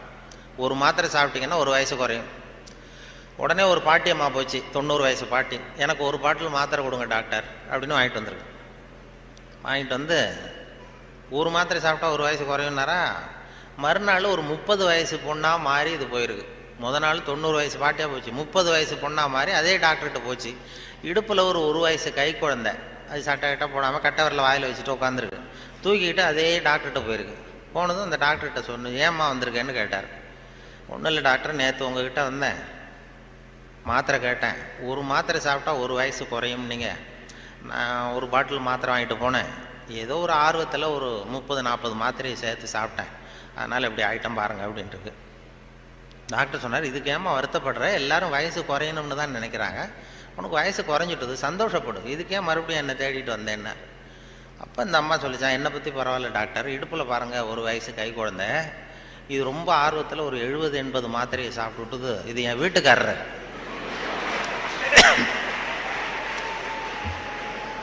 இது இப்படியே உட்காந்துக்கிட்டே இறங்க மாட்டேங்குது, நான் எங்கே தூக்கிட்டு போகிறது, எதையாவது ஒரு மாத்திரையை கொடுத்து இறக்கி விடுங்க டாக்டர், அப்போ தான் நாம் பார்த்தேன். அதுக்காக தான் வந்தேன்னு தான். அதாவது இயற்கைக்கு மாறாக நம்ம போனோம்னா இப்படிப்பட்ட பிரச்சனையெல்லாம் வந்துடும். அப்புறம் வழியில் போகும்போது இடுப்பில் ஒரு குழந்தைய தூக்கிட்டு வந்தால் நம்ம கேட்கணும் அந்த அம்மாட்ட, ஏம்மா இது ஏன் உன் பிள்ளையா உங்கள் வீட்டுக்காரரான்னு கேட்கணும். அப்படி குழப்பம் வந்துடும். இயற்கையை மாற்ற முடியாது, ஆனால் அந்த குழந்தை தன்மையை நம்ம கொண்டு வரலாம். அதுக்காக சொல்லுவாங்க. ஏன்னா இதய நோய் இன்றைக்கி வராதவர்கள் 2 பேருக்கு வர்றதில்லை. ஹார்ட் அட்டாக் வராத குரூப் யாருன்னா, இந்த நரிக்குறவர்களுக்கு இது வரைக்கும் வந்ததே கிடையாது இதய நோய். வாழ்க்கையை ரொம்ப லேசாக எடுத்துக்கிறவங்க. அவங்களுக்கு வெற்றியும் சந்தோஷத்தை தரும், தோல்வியும் சந்தோஷத்தை தரும். அது இப்போ எங்கள் ஊரில் எல்லாம் இந்த துப்பாக்கி சுடுறதுக்கு, இந்த வேட்டைக்கு துப்பாக்கி வச்சுருப்போம் எங்கள் ஊர் பக்கம், அந்த காட்டில் அது நரிக்குறவை சுடுவாங்க. கூட்டமாக பறந்து போகிறப்ப சுட்டால் ஒரு பறவை விழுந்ததுன்னா சந்தோஷப்படுவார், துள்ளுவார். அதே மாதிரி தப்பிச்சு போனாலும் துள்ளுவார், ஆகா எவ்வளோ அருமையாக போகுதுன்னு. நமக்கு தான் பயமாக இருக்கும், ஐயோ ஒரு குண்டு வேஸ்ட் ஆகிட்டுதுன்னு. அதனால் நரிக்குறவர்களுக்கும் வர்றதில்லை. அதே மாதிரி இன்னொரு குரூப்புக்கு ஹார்ட் அட்டாக் இது வரைக்கும் வந்ததில்லை. மருத்துவ உண்மை யாருன்னா, பைத்தியக்காரனுக்கு வந்ததே கிடையாது. பைத்தியக்காரங்களுக்கு இது வரைக்கும் ஹார்ட் அட்டாக்கும் வந்ததில்லை. ஏன்னா அவங்க எதுவாக ஆக நினைக்கிறார்களோ அதுவும் ஆயிடுறாங்க. அவங்க இப்போ நான் இந்த நாட்டுக்கு பிரதம மந்திரி ஆகணும்னு நினைக்கிறேன்னா, நான் எந்த கட்சியில் சேர்றது, எங்கே போகிறது, எப்படி பண்ணுறதுன்னு நான் டென்ஷன் ஆகிடுறேன். அதாவது என் இருதயத்துக்கு அதிகமாக வேலை கொடுக்குறேன். ஒரு துடிப்புக்கும் இன்னொரு துடிப்புக்கும் நடுவில் இருக்கிற ஓய்வு தான் என்னுடைய ஆயுளை நிர்ணயம் பண்ணுது. நான் பிரதம மந்திரி ஆகணுங்கிற ஆவலில் எனக்கு துடிப்பை அதிகமாக்கி ஆயுளை குறைச்சிக்கிறேன், ஹார்ட் அட்டாக் வந்துடுது. ஆனால் ஒரு பைத்தியக்காரன் பிரதம மந்திரி ஆகணும்னு நினைக்கிறான்னு வைங்க, அவன் ஆனதாகவே நினச்சிட்றான். அவனுக்கு முயற்சி தேவைப்படாது. எதுவாகணும்னு நினைக்கிறானோ அதுவும் ஆயிடலாம். ஒரு சினிமா நடிகர் ஆகணும்னு பைத்தியம் பிடிச்சதுன்னா, நான் தான் ரஜினிகாந்த் அப்படிம்பான். அதாவது அது மாதிரி ஆகிடும். அந்த அந்த மன அளவில் அந்த நிறைவு வந்துடுறதுனால அவங்களுக்கு இதய நோய் வர்றதில்லை. இது அவங்கள்ட்டேருந்து நாம் கற்றுக்க வேண்டியதான். அதனால தான் எதையும் லேசாக எடுத்துங்கன்னு சொல்லி இப்போ இந்த காலத்தில் எல்லாரும் உபதேசம் பண்ண ஆரம்பிச்சிட்டாங்க. அதாவது இப்போ சித்த சுவாதீனத்துடன் கூடிய பைத்தியத்தன்மையுடன் வாழ கற்றுக்கொள்ளுங்கள் அப்படிங்கிறது இந்த காலத்து மனிதர்களுக்கு சொல்லப்படுகிற உபதேசம். சித்த சுவாதீனத்துடன் கூடிய பைத்தியத்தன்மையுடன் வாழ கற்றுக்கொள்ளுங்கள் அப்படின்னா, அது என்ன பைத்தியத்தன்மை சித்த சுவாதீனம்னா, நாம் சித்த சுவாதீனமாக இருக்கணும், இன்னொருத்தர் பைத்தியக்காரத்தனமாக பேசினா ஒத்துக்கணுமா? இப்போ உங்கள் வீட்டில் அல்லது உங்கள் நண்பர்கள்ட்ட யார்ட்டையோ கேட்குறீங்க, 8ஐயும் 3ஐயும் பெருக்குனா என்னன்னு கேட்குறீங்க. 8ம் 3ம் பெருக்குனா 23ன்னு சொல்கிறாருன்னு வைங்க, உடனே நீங்கள் சண்டைக்கு போகக்கூடாது. தப்பு, நீ சொல்கிறது தப்புன்னு சண்டை போகக்கூடாது. பரவாயில்ல, நீ 23ன்னு இது நினச்சிருக்க, நான் 24ன்னு நான் எனக்கு சொல்லி கொடுத்துருக்குறாங்க. சரி, உங்கள் வாத்தியார் அப்படி சொல்லி கொடுத்துருக்காரு, எங்கள் வாத்தியார் அப்படி சொல்லி கொடுத்துருக்காரு, ஒன்று தானே வித்தியாசம், அதுவும் வாய்ப்பாட்டில் எத்தனையோ எடிஷன்லாம் இருக்கு இல்லையா, அதனால் பரவாயில்ல அப்படின்ட்டு போயிடணும். இதுதான் சித்த சுவாதீனத்துடன் கூடிய 24 தான் உண்மைங்கிறது தெரியும் நமக்கு, சரிங்கிறது. 23ஐயும் சரின்னு ஒத்துக்கிறோம் பாருங்க, அதை தான் சித்த சுவாதீனத்துடன் கூடிய. அப்படி இருக்கிறவங்களுக்கு இதய நோய் வராதான். அது துல்லியம்ங்கிறது அதில் வேணும். அதாவது இப்போ ஒரு மாணவன் படிச்சுட்டு இன்டர்வியூக்கு போனான், ஒரு பேங்க் உத்தியோகம். அங்கே கேள்வி கேட்டாங்க, 8ஐயும் 3ஐயும் பெருக்குனா என்னப்பான்னு. அவன் சொன்னான், 8ஐயும் 3ஐயும் பெருக்குனா 23ன்னு சொல்லிட்டான், வாய் தவறி சொல்லிட்டான். சரி, போயிட்டு வான்ட்டாங்க இன்டர்வியூவில். வெளியில் வரும்பொழுது யோசித்தான், இது என்ன ஒரு சின்ன கணக்கு தானே கேட்டாங்க, இது தப்பாக சொல்லிட்டோமே, 8-3-23 சொல்லிட்டோமே, இது கூட தெரியலன்னா நமக்கு எப்படி பேங்க்கில் வேலை கிடைக்கும்? நிச்சயமாக நமக்கு இந்த வேலை இல்லை, ஏதோ உளறிவிட்டோம் அப்படின்னு சொல்லி போயிட்டான் வீட்டுக்கு. வீட்டுக்கு போனால் ஒரு வாரத்தில் அப்பாயின்மெண்ட் ஆர்டர் வந்துட்டுது அவனுக்கு, நீ வந்து வேலையில் சேர்ந்துக்கிடான்னு. உடனே அப்போ அவன் நினச்சானா, சரி நாம் பதில் சொன்னதை அவரும் சரியாக காதில் வாங்கலை போல இருக்கு, கேள்வி கேட்டவரும், அதனால் இதை சொல்லிடக்கூடாது, பேசாமல் போய் வேலையில் சேர்ந்துருவோம் அப்படின்னு போய் நேராக போய் வேலையில் சேர்ந்துட்டான். சேர்ந்து வேலை பர்மனெண்ட் ஆனதுக்கப்புறம் அந்த மேனேஜர்கிட்ட போய் உக்காந்தான். சார், அன்னைக்கு இன்டர்வியூக்கு வந்தப்போ என்ன ஒரு கேள்வி கேட்டீங்க, 8-3 பேருக்கு நான் என்னென்னு, நான் வாய் தவறி 23 சொல்லிட்டேன், நீங்களும் சரியாக கவனிக்கலை போட்டுருக்கு சார், எனக்கு வேலை கொடுத்துட்டீங்க, ரொம்ப தேங்க்ஸ் அப்படின்றான். இனிமேல் ஒன்றும் பண்ண முடியாதுன்னு. அப்போ அந்த மேனேஜர் சொன்னார், அப்படி இல்லைப்பா, அன்னைக்கு இன்டர்வியூக்கு வந்தது ஒன்றையும் சேர்த்து 294 பேர் வந்தீங்க இன்டர்வியூக்கு, நான் 294 பேர்கிட்ட இந்த கேள்வி கேட்டேன், 8-3 பேருக்கு நான் என்னென்னு, நீ சொன்னது தான் நியரஸ்ட் கரெக்ட் ஆன்சர், நான் அதனால தான் வேலை கொடுத்தேன், நான் ஒன்றும் தப்பாக பண்ணிவிடல அப்படின்னு. நானும் அதாவது வாழ்க்கையில் வெற்றி பெறணும், இதய நோய் வரக்கூடாது, ஹார்ட் அட்டாக் வரக்கூடாதுன்னு நினைக்கிறவர்கள் நியரஸ்ட் கரெக்ட் ஆன்சரை தான் பார்க்கணுமா. வாழ்க்கையில் நியரஸ்ட் கரெக்ட் ஆன்சர் பார்க்குற மனோபாவம் வந்து இதயத்தை நல்லா வச்சுருக்கோம். ஆனால் அறிவியலில் அப்படி பார்க்கக்கூடாது. அறிவியலில் ரொம்ப துல்லியம் அவசியம். இப்போ உங்கள் பொறியியல் சம்மந்தப்பட்ட விஷயங்கள்லையோ அறிவியல் சம்மந்தப்பட்டதில் துல்லியம் தான் முக்கியம், அதில் போய் நியரஸ்ட் கரெக்ட் ஆன்சர் பார்க்கக்கூடாது. வாழ்க்கைங்கிற கணக்கில் நியரஸ்ட் கரெக்ட் ஆன்சர் தான் பார்க்கணும், ரொம்ப துல்லியமாக எதையும் பார்க்கக்கூடாது. அறிவியல் வந்து துல்லியம் போச்சுன்னா போச்சு. இப்போ நம்ம ஒரு ராக்கெட் விடுறோம், செவ்வாய் கிரகத்துக்கு விட்டோம், புதன் கிரகத்தில் போய் இறங்கிவிட்டது, பரவாயில்ல, ஒரு கிரகம் தானே வித்தியாசம் அப்படின்னு அதில் போய் அப்படி போகக்கூடாது. செவ்வாய்க்கு அடுத்தது புதன் தானே, பரவாயில்லன்னு அப்படி போக முடியாது. அறிவியலில் துல்லியம் முக்கியம். வாழ்க்கைங்கிற விளையாட்டில் இந்த பர்ஃபெக்ஷன் பார்க்காதீங்கோ. பர்ஃபெக்ஷன் ஒன்று உலகத்தில் ஒன்றுமே கிடையாதான். பர்ஃபெக்ஷன் நானாக என் மனசில் ஒரு உருவத்தை வரைஞ்சிக்க வேண்டியது, படத்தை போட்டுக்கிறது, அதே மாதிரி எதிரில் இருக்கிறது இருக்கான்னு நான் பார்க்குறேன். நான் உள்ளுக்குள்ளே என்ன வரைஞ்சிருக்கணும் அதே மாதிரி இருந்ததுன்னா பர்ஃபெக்ட்னு சொல்கிறேன், அது இல்லைன்னா அது சரியில்லைங்கிறேன். அதாவது கோளாறு நான் வரைஞ்ச படத்தில் இருக்கே தவிர பொருள் இல்லை. உலகத்தில் எது எப்படி இருக்கணுமோ அது அப்படி தான் இருக்குது. அழகாக இருக்கிற பொருளை நீங்கள் விரும்புவதில்லை, அழகாக இருக்கிற பொருளை நீங்கள் விரும்புவதில்லை, நீங்கள் விரும்புகிற பொருள் அழகாக இருக்கிறது அப்படிங்கிறது தான் உண்மை. அதனால தான் ஒரு நீக்ரோவுக்கு அவங்க புள்ள வந்து அழகாக இருக்குது, நமக்கு நம்ம பார்வைக்கு வித்தியாசமாக தெரியுது. அதனால் அந்த அழகுங்கிறதெல்லாம் வாழ்க்கைங்கிற கணக்கில் அந்த ரொம்ப துல்லியமெல்லாம் பார்த்து வாழ்க்கையை வீணாக்கி கொள்ளாதீர்கள்னு சொல்லுவாங்க. ஏன்னா மனிதனுக்கு வந்து இன்னும் சரியான விளக்கம் யாருமே கொடுத்ததில்லை. கிரேக்க அறிஞர்கள் தான் பெரிய அந்த வரை விளக்கணம் வகுக்கிறதுல ரொம்ப கெட்டிக்காரங்களாம். கிரேக்க அறிஞர்கள் ஒவ்வொன்றுக்கும் டெஃபனேஷன் வகுக்கிறதுல. அப்போ ஒரு குரூப் அறிஞர்கள் குழு கூடி உட்காந்து மனிதன் என்பவன் யார், மனிதன் அப்படின்னா அதுக்கு என்ன டெஃபனேஷன், ஒரு வரை விளக்கணம் வகுக்கணும்னு உட்காந்தாங்களாம். உட்காந்தா எல்லாம் வந்து இப்படி ஒவ்வொரு அறிஞரும் ஒரு யோசனை சொல்லியிருக்கிறார். மனிதன் என்பவன் ஒரு 2 கால் பிராணி அப்படின்னு எழுதிடலாம் சார் அப்படின்னது உடனே எல்லாம் ஏகமனதாக எல்லாம் சரி தான், சரியாக இருக்க விளக்கம். மனிதன் என்பவன் 2 கால் பிராணி, சரியாக இருக்க, ஒத்துக்கலாம்னு போனாங்க. அப்போ திடீர்னு ஒருத்தர் எழுந்திரிச்சு வெளில ஓடினாராம். போயிட்டு ஒரு திடுக்கிட்டு வெளில திரும்பி வந்து ஒரு சாக்கில் கொண்டாந்து அப்படி வச்சார் மேஜையில். இந்த சாக்குக்குள்ளே என்ன இருக்குன்னு கேட்டார் தலைவர், கூட்ட தலைவர். உங்கள் வரை விளக்கணப்படி, உங்கள் டெஃபனேஷன் படி உள்ள ஒரு மனுஷன் இருக்கான், மனிதன் என்பவன் ஒரு 2 கால் பிராணின்னு தானே சொன்னீங்க அப்படின்னு சொல்லி திறந்தா ஒரு கோழி நிற்கிது. ஒரு கோழி, இது 2 கால் பிராணி தானே, அப்போ இதுவும் ஒரு மனுஷன் தானே அப்படின்னு. ஆனால் ஆகா, நம்ம டெஃபனேஷனில் ஏதோ ஒரு தப்பு, அதில் ஒரு திருத்தம் உண்டு பண்ணணும் அப்படின்னு சொல்லி இன்னொருத்தர் சொல்லியிருக்காரு.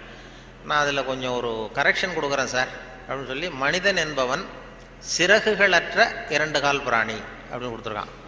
உடனே இவன் மறுபடியும் எடுத்துகிட்டு ஓடனான், திரும்பி வந்தான், சாக்கு உள்ள மனுஷன் இருக்கான எடுத்தா அதே கோழி ரெக்கையெல்லாம் பிச்சு விட்டு நிறுத்தி வச்சிருக்கான்.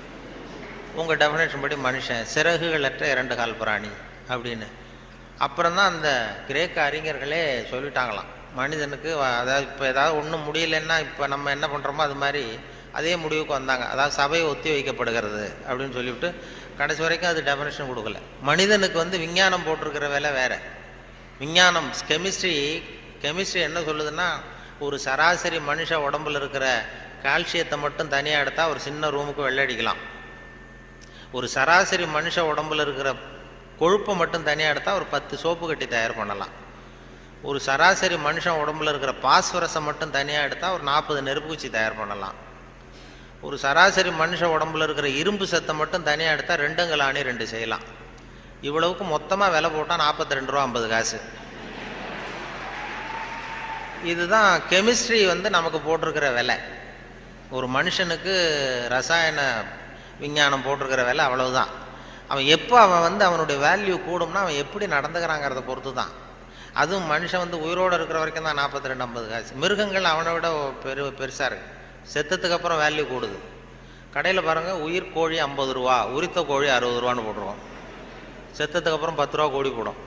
மனுஷன் உயிர் மனிதன் 42 ரூபா 50 காசு, செத்த மனிதன் 52 ரூபா 60 காசு. அப்படின்னா நீயே வச்சுக்கடா போடான்ட்டு போடுவான். அது அப்படி எப்படி வாழணுங்கிற அந்த வாழ்க்கை நெறிகள்லாம் பெரியவர்கள் நிறைய பேர் அதை பற்றி இது பண்ணி சொல்கிறாங்க. அதனால தான் அவங்ககிட்டேருந்து கற்றுக்கிட்டு நம்ம நல்ல பழக்க வழக்கங்கள் நம்மக்கிட்ட இருக்கிற அந்த திருக்குறளை பற்றி இப்போ தான் அதை பற்றி நிறைய பேர் பேச ஆரம்பிச்சிருக்கிறாங்க. திருக்குறளுங்கிறது அதனுடைய அருமை பெருமையெல்லாம் எப்படி வந்தது போச்சுன்னு சொல்லி. திருக்குறள்லாம் சின்ன வயசில் நம்ம பாடத்திட்டத்தில் மனப்பாடம் பண்ணது தான். இப்போ அதை பற்றி ஆங்கில மொழிபெயர்ப்புலாம் நிறைய பெருசாக பண்டிதமணி கதிரேசன் செட்டியார் இருந்தார். அவருடைய மகன் கூட இங்கே இருந்தார்ல, தமிழ் துறையில் கதிர் தியாகராஜன். அவங்க அப்பா பண்டிதமணி கதிரேசன் செட்டியார். அவர் திருக்குறளை மனப்பாடம் பண்ணது எப்படின்னா, எதிரில் அவங்க வீட்டு வேலைக்காரனை உட்கார வச்சுக்குவாராம். இவர் உட்காந்துருப்பார். அவருக்கு கால் நடக்க முடியாது, கால் ஊனம். அதனால் எதிரில் வேலைக்காரனை உட்கார வச்சுட்டு அவன் கையில் திருக்குறள் புஸ்தகத்தை கொடுத்துட்றது. இவர் உட்காந்துக்கிட்டு, இந்த இடத்துல நான் முதலாளி கிடையாது, நீ வேலைக்காரன் கிடையாது, நான் திருக்குறளை வரிசையாக சொல்லிட்டு வருவேன், அது சரியாக இருக்கான்னு பார்த்துக்கிட்டே வா, ஏதாவது ஒரு சின்ன தப்பு சொல்லிட்டா கூட நீ என்ன முதலாளின்னு பார்க்காத, எழுந்திரிச்சு என் தலையில் ஓங்கி ஒரு கொட்டு வை அப்படின்னு. சரி முதலாளின்னு வாங்கி வச்சுக்கிட்டான். வாங்கி வச்சுட்டு சொல்லுங்கள் முதலாளின்னு உட்காந்தான். அகர முதல எழுத்தெல்லாம் ஆதி பகவன் முதற்றே உலகு அப்படின்னாரு. உடனே கிடுக்குன்னு கொஞ்சம் இருங்க முதலாளி அப்படின்னு சொல்லி எழுந்திரிச்சு ஓங்கி நங்குன்னு ஓட்டி விட்டான் தலையில். ஏன்டா கூப்பிட்டா, நான் சரியாக தானடா சொன்னேன் அப்படின்னா, இல்லை நீங்கள் சொன்னது தப்பு முதலாளி, அகர முதல எழுத்தெல்லாம்னு நீங்கள் சொன்னீங்க, இந்த புஸ்தகத்தில் அகர முதல வெழுத்தெல்லாம்னு போட்டிருக்கு, அதனால் தப்பு அப்படின்னு டக்குன்னு இப்போ திருக்குறளை பிடிங்கிட்டாரான். இதே ரீதியில் போனால் நான் 1330 கொட்டு வாங்கணும் உங்ககிட்ட, என் தலை தாங்காது, நான் பார்த்துக்கிறேன் போடான்ட்டாரான். அப்படிலாம் திருக்குறளை படித்து பெரிய இது பண்ணியிருக்கிறாங்க. அவருக்கு கால் ஊனம், பண்டிதன் கதிரேசன் செட்டியாருக்கு. அவருக்கு பாதுகாப்புக்குன்னு ஒருத்தனை வச்சுருந்தாரான், அவனுக்கும் கால் கிடையாது. அப்போ கேட்டிருக்காங்க, ஏங்க ஐயா நீங்கள் தான், உங்களுக்கு தான் கால் நடக்க முடியாது, நடமாட முடியல, கால் ஊனம், உங்களுக்கு பாதுகாப்புக்குன்னு ஒருத்தனை வச்சுருக்கீங்க, அவனுக்கும் கால் விளங்காமல் இருக்கு, கால் சரியில்லையே அப்படின்ட்டு இருக்காங்க. அப்போ அதை நான் அர்த்தத்தோடு தான் வச்சுருக்கேன்னாரான். என்ன அப்படின்னு கேட்டதுக்கு சொல்லியிருக்காரு, எனக்கு ஒரு ஆபத்துன்னு வரும்பொழுது இவன் விட்டுட்டு ஓடி போகாமல் இருக்கணும்ல, அதுக்காக தான் வச்சுருக்கேன் அப்படின்னு சொன்னாரான். அப்படிலாம் அந்த தலைமுறையில் திருக்குறளை பற்றி சொல்லுவாங்க. திருக்குறளை இப்போ பெரிய அதை பற்றி சான் ஸ்னைடர்னு ஒருத்தர், இப்போ அமெரிக்க பேராசிரியர், திருக்குறளை பற்றி 600 பக்கத்துக்கு 600 பக்கம் கற்கும் வழிகள்னு ஒரு புத்தகம் எழுதினாராம்.